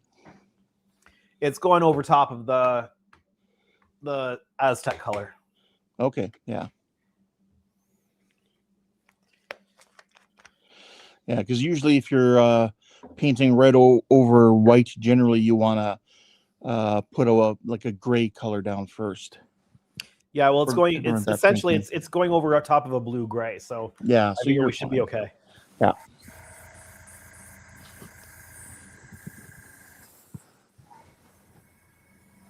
Jody says no worries.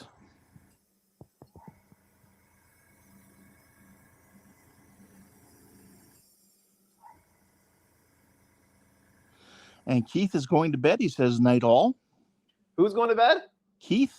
All right, well, have a good night, Keith. Thanks for joining us. And Sir Fix-a-Lot says I must warp out of here now. He says we'll see you all next time. Well, thanks for joining us. Good old Quartha Dairy. It's what I use as my cleanup spray catcher. There you go. It works.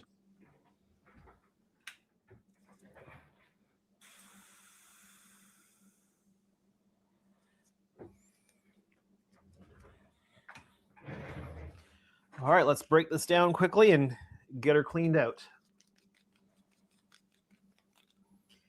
I don't know if I do this the same way everybody else does.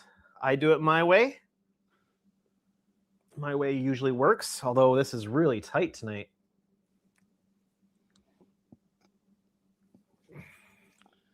Get some Knipex pliers.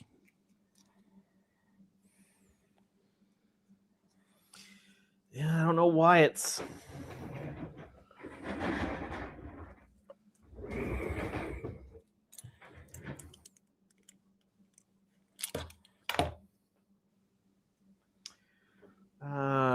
Scissors are right here.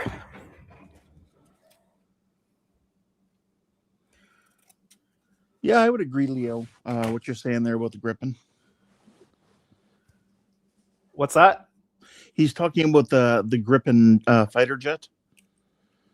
And he says it might not have the stealth, quote unquote, but it does have tech to outsmart F-35 and Su-27, 30, 33, 35. Yeah, those Su, they're all basically the Su-27 with small changes.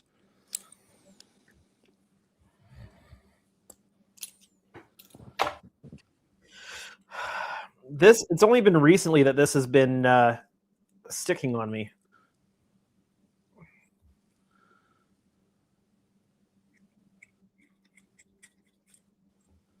So I wonder if there's something I need to do with the threads. Could be you don't have an ultrasonic cleaner. I do not. Okay. What do you do with that? I just put in. I strip it down to all its parts. I put it in the ultrasonic cleaner and let it run. So you'd have to take the gaskets and stuff out for that, right? Nope. No? Do not. Oh, okay. Huh. Might have to look into that. Yep. And then it cleans all the parts. It also because the ultrasonic cleaner I have is it's a metal box type one, and it heats the water and it then ultrasonically cleans it as well. You can use cleaning solution, but I just use water myself. You just use water? Yeah, I just use water. Not even distilled water, just regular water. Yeah, I clean my brush out with 99% isopropyl. Yeah. Yeah, I use solutions to clean my airbrush normally, but if I'm stripping it down for the ultrasonic cleaner, all you need is water, because the ultrasonic gets right in there. Well, loosens everything off. I will have to look into that. How long does it take? So you don't have to take the valve. Do you have to take the valve and stuff out? Like from the bottom? No, you don't have to. No? Not unless you can see there's paint down in there, then I would. But it doesn't bother it at all? Nope, does not. Well, that's good to know. Little scissors.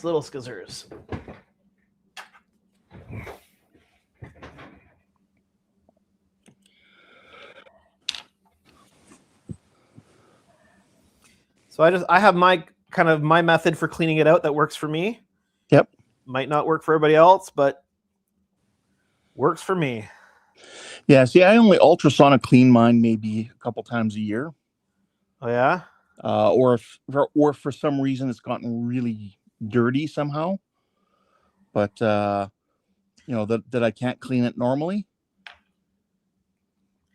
Yeah. Like if I'm just cleaning and I can't get it clean enough, that's when I'll strip it down and then put it in the ultrasonic cleaner. Yeah. I don't ever rely on just flushing it out for cleaning it. I mean, I'll flush it out to start to get like the majority of it out, but then I go in and give it a good cleaning.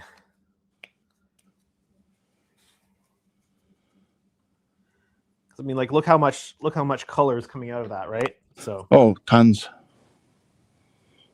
And when I'm moving into colors like red and specifically the white, you want it to be as clean as possible.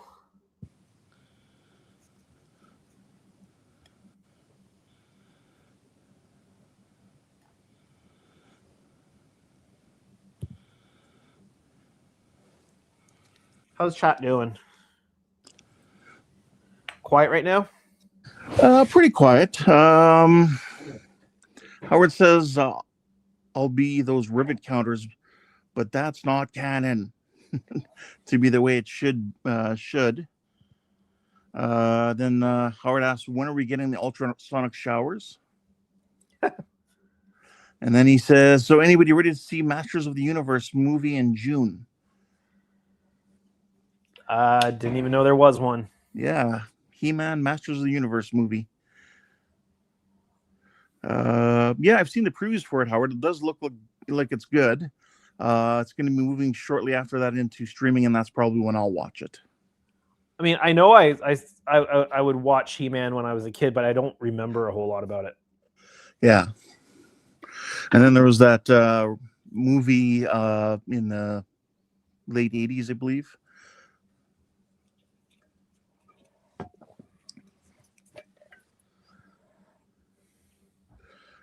Trent says, it looks like it's going to be good.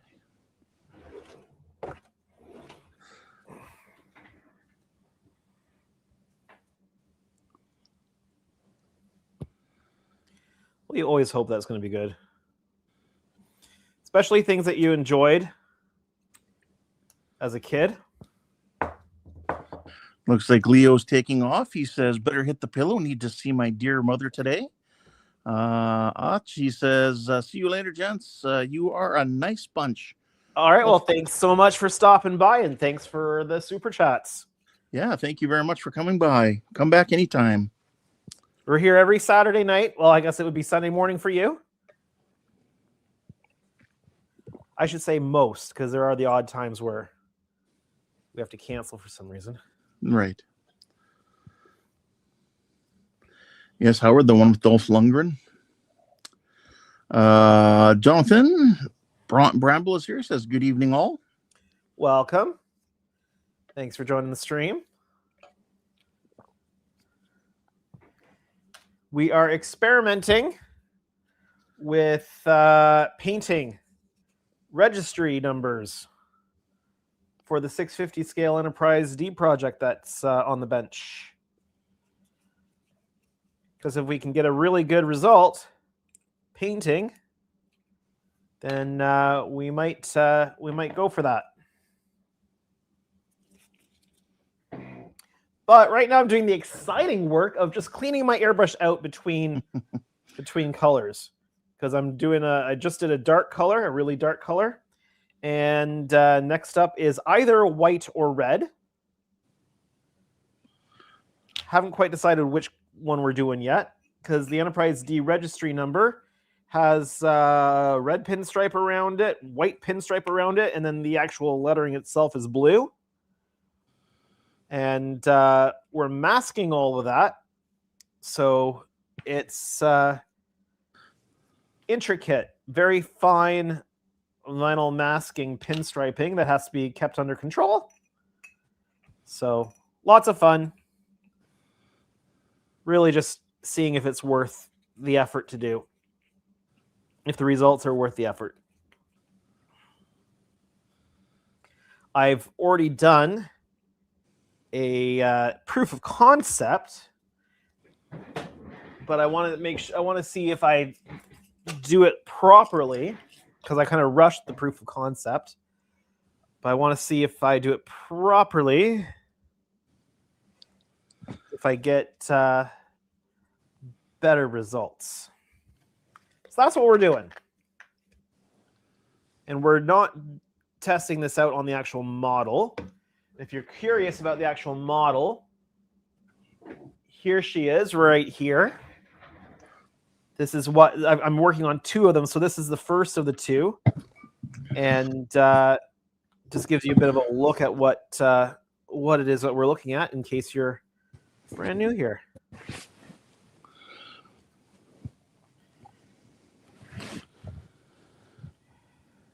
It's running the inner lighting system from Scale Electronics, which means it's stock full of about 400 and some odd smart LEDs, addressable LEDs, so that we can make any LED anywhere, do anything, and be any color, which is pretty cool.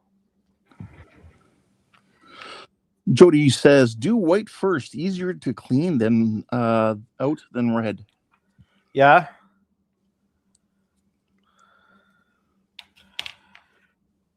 Of course. I would kind of agree. If you're giving it that good of a clean right now, you're better off doing your white. Okay. With a super clean airbrush. That way, there's no cross-contamination into your white. Yep. And I sent you a link in Discord to something along the same line. Looks like pretty much the same model of ultrasonic cleaner I have. Okay, I'll have a look. So cash flow is not super flush in the shop until these models get out because they've taken so long to do. Yeah, but you'll always have that link. So yeah. So once they're out, there's a few things I'll need to pick up for the shop to assist with future projects. Jody says you should go white, red, then black. He said, I asked Bill Krause.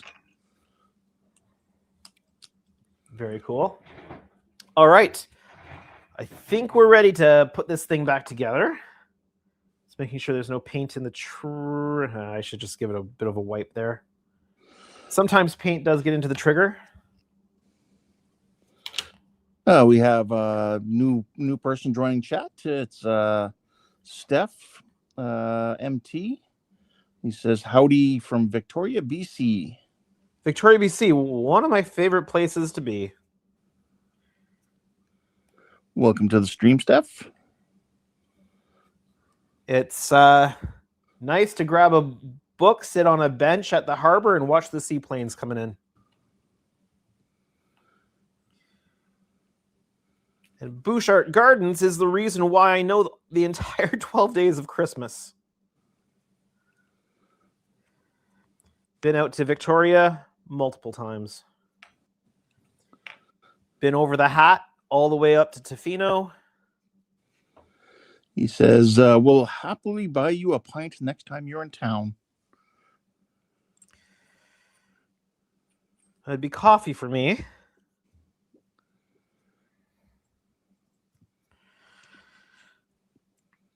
A pint of coffee.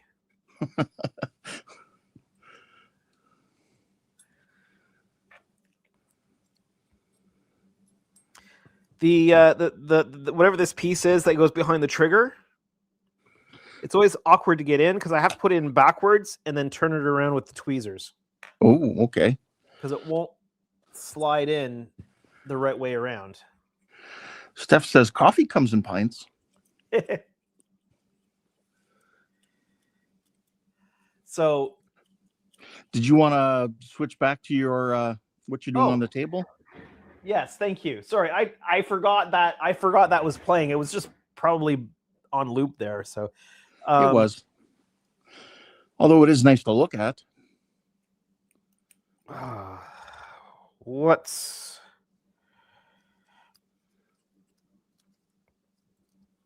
Something's wrong with the.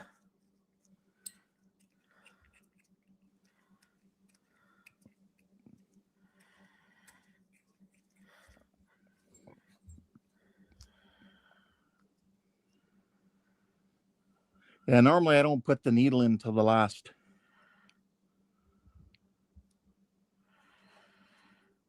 Oh, something's wrong with my needle. I mean, not with the actual needle, but it's just stuck in there, is it? No, the mechanism that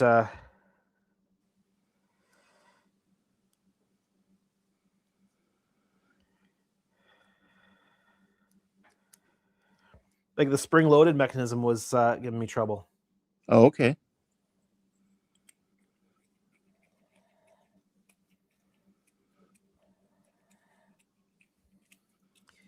Yeah, I think she's gonna need a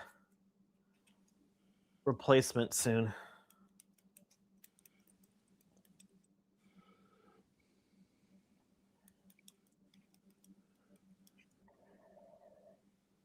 Good question. Trent says, do you have any needle lube?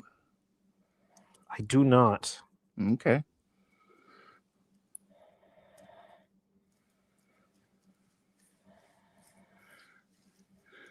Certain companies have airbrush cleaning kits you can buy, which just has like some of the cleaning solvent for it and needle lube with that sort of thing. A few tools. Yeah. Well, she's back together. She fought me, but she's back together. And that's what's important. Yeah, Alan says, he says, I like Iwata too. Yeah, my Iwata hasn't really never given me any issues, and I've been using it for probably well over 10 years. Oh, geez. What's going on?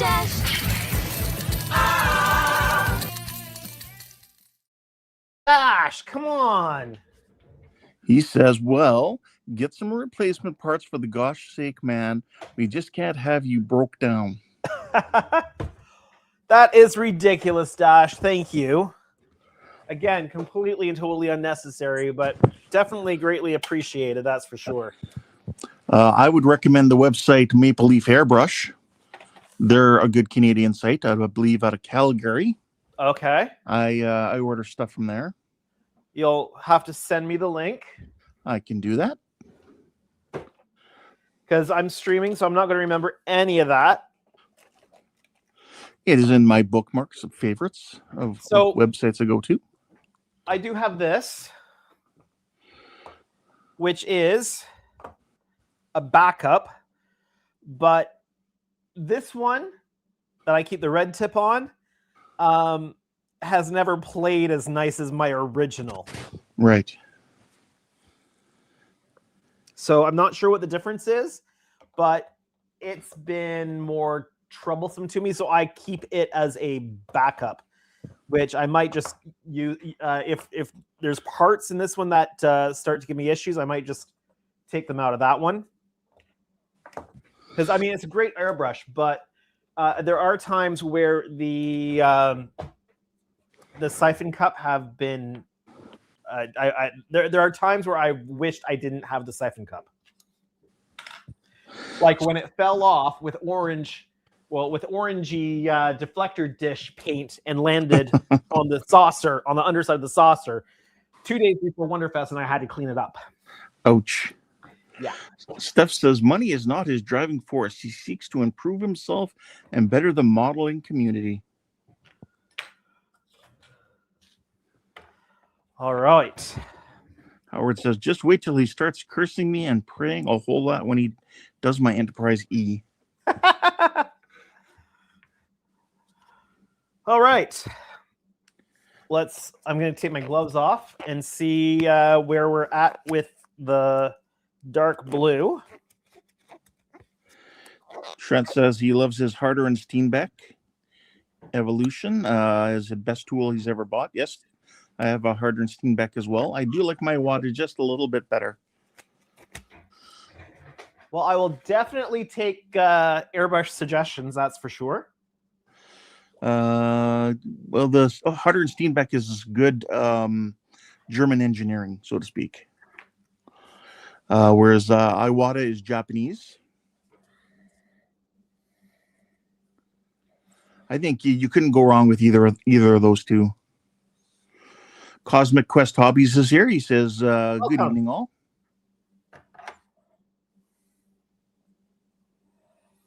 Welcome to the live stream.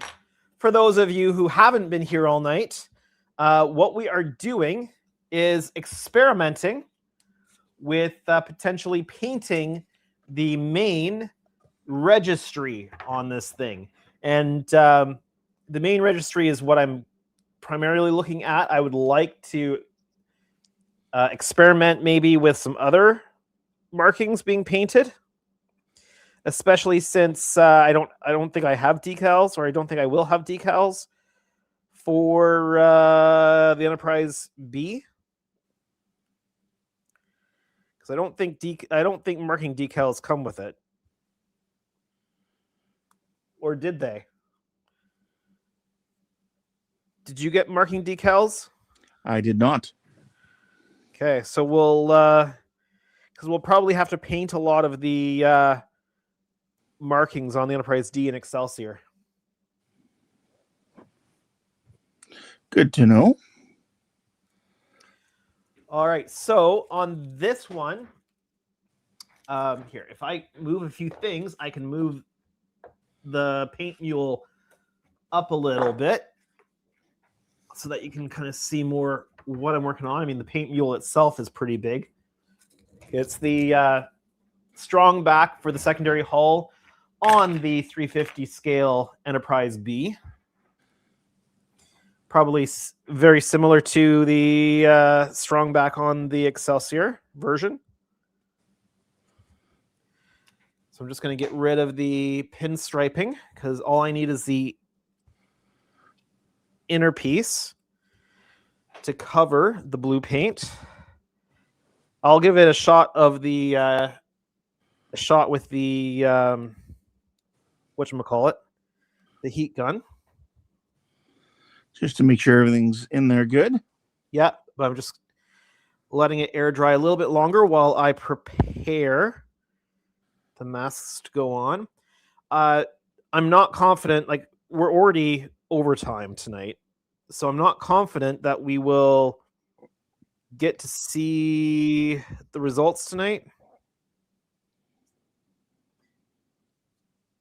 Because I don't know how many more layers we'll be able to do tonight. Because I do have to work in the morning, so yes, people are saying hi to Cosmic Quest Hobbies, aka Russ.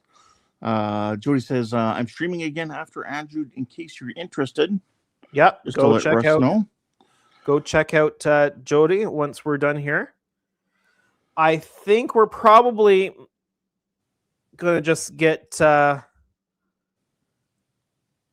remasked and then probably call it a night. And I will post results on the HTM Discord. I will post results on Facebook in the various groups, and I will try to remember to post a picture of the results in the community section of my YouTube channel. Alan Kelly is going to bed. He says good night. All right, have a good one. Thanks for coming by. Steph says, if you can pull it off, registry paint is a chef's kiss versus decals. Indeed. The question is the question is the pinstripes, right? Yes.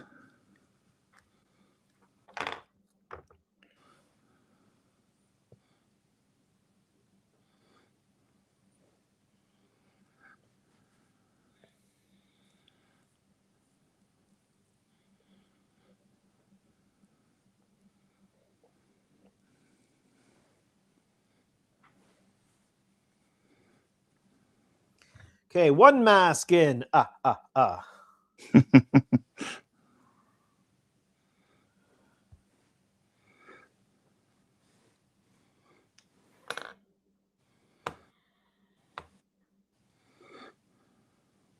Yeah, this is taking longer than I anticipated it taking. I'm like, oh, I'll get this done pretty quick, and we'll move on to penance and stuff. And yeah, I completely misjudged that. A lot longer than you thought.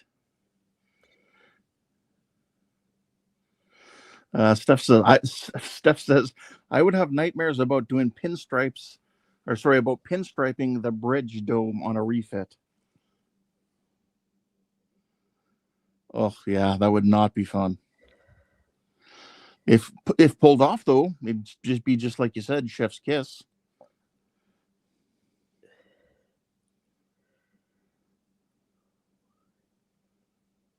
Jody says you could always take it to a body shop that has a pinstripe expert. They could do the red lines by hand. I think that would still be at a scale that would nauseate them.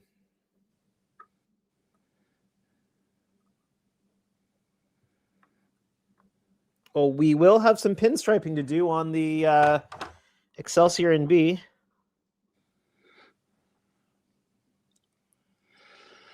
Well, I'd have to agree with Steph here. It seems to be the case for many of us model builders. He says, my perfectionism far outweighs my skill or expertise.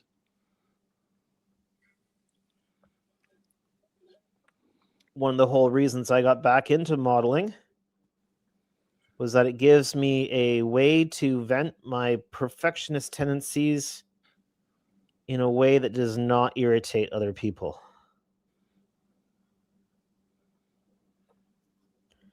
Most of the time.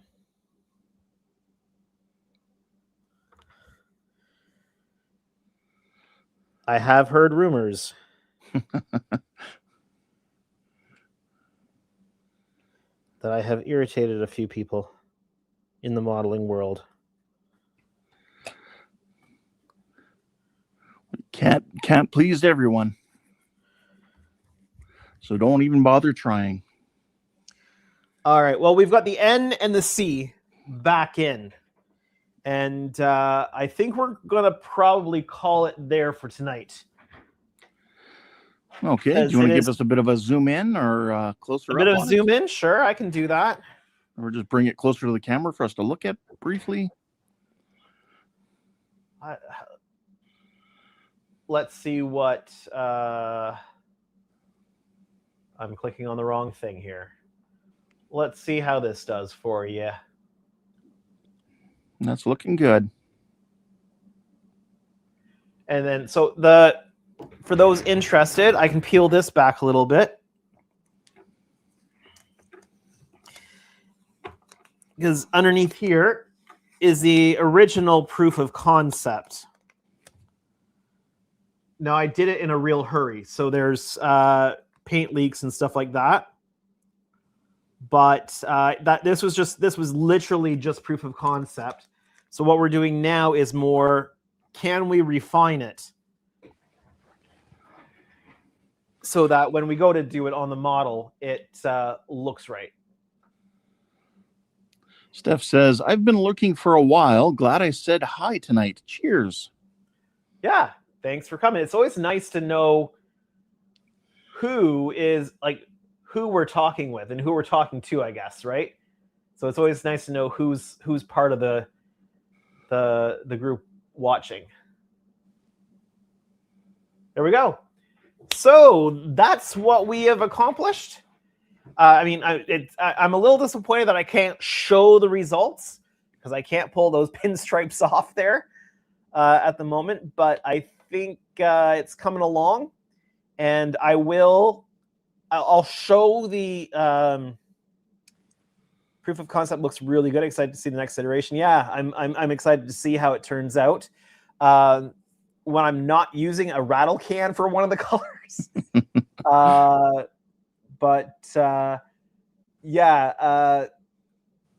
remember what I was saying. Oh, I will show the results. I will definitely show the results on my stream next week, but I'll try to get a picture of it in the community section on my YouTube channel, as well as the HTM Discord group and the various model building Facebook groups that I'm part of. So, all right, so let's go to Facecam here. I hope that you've enjoyed the live stream. If you did, make sure you hit that like button. If you're new to my channel or you haven't done so yet for some reason, you can hit that subscribe button. That would really make me happy. But for now, my name is Andrew. I'm still drinking my tea, Earl Grey hot. Our producer tonight has been Ken. Thank you, Ken. You're welcome. And have a great night, everyone. Good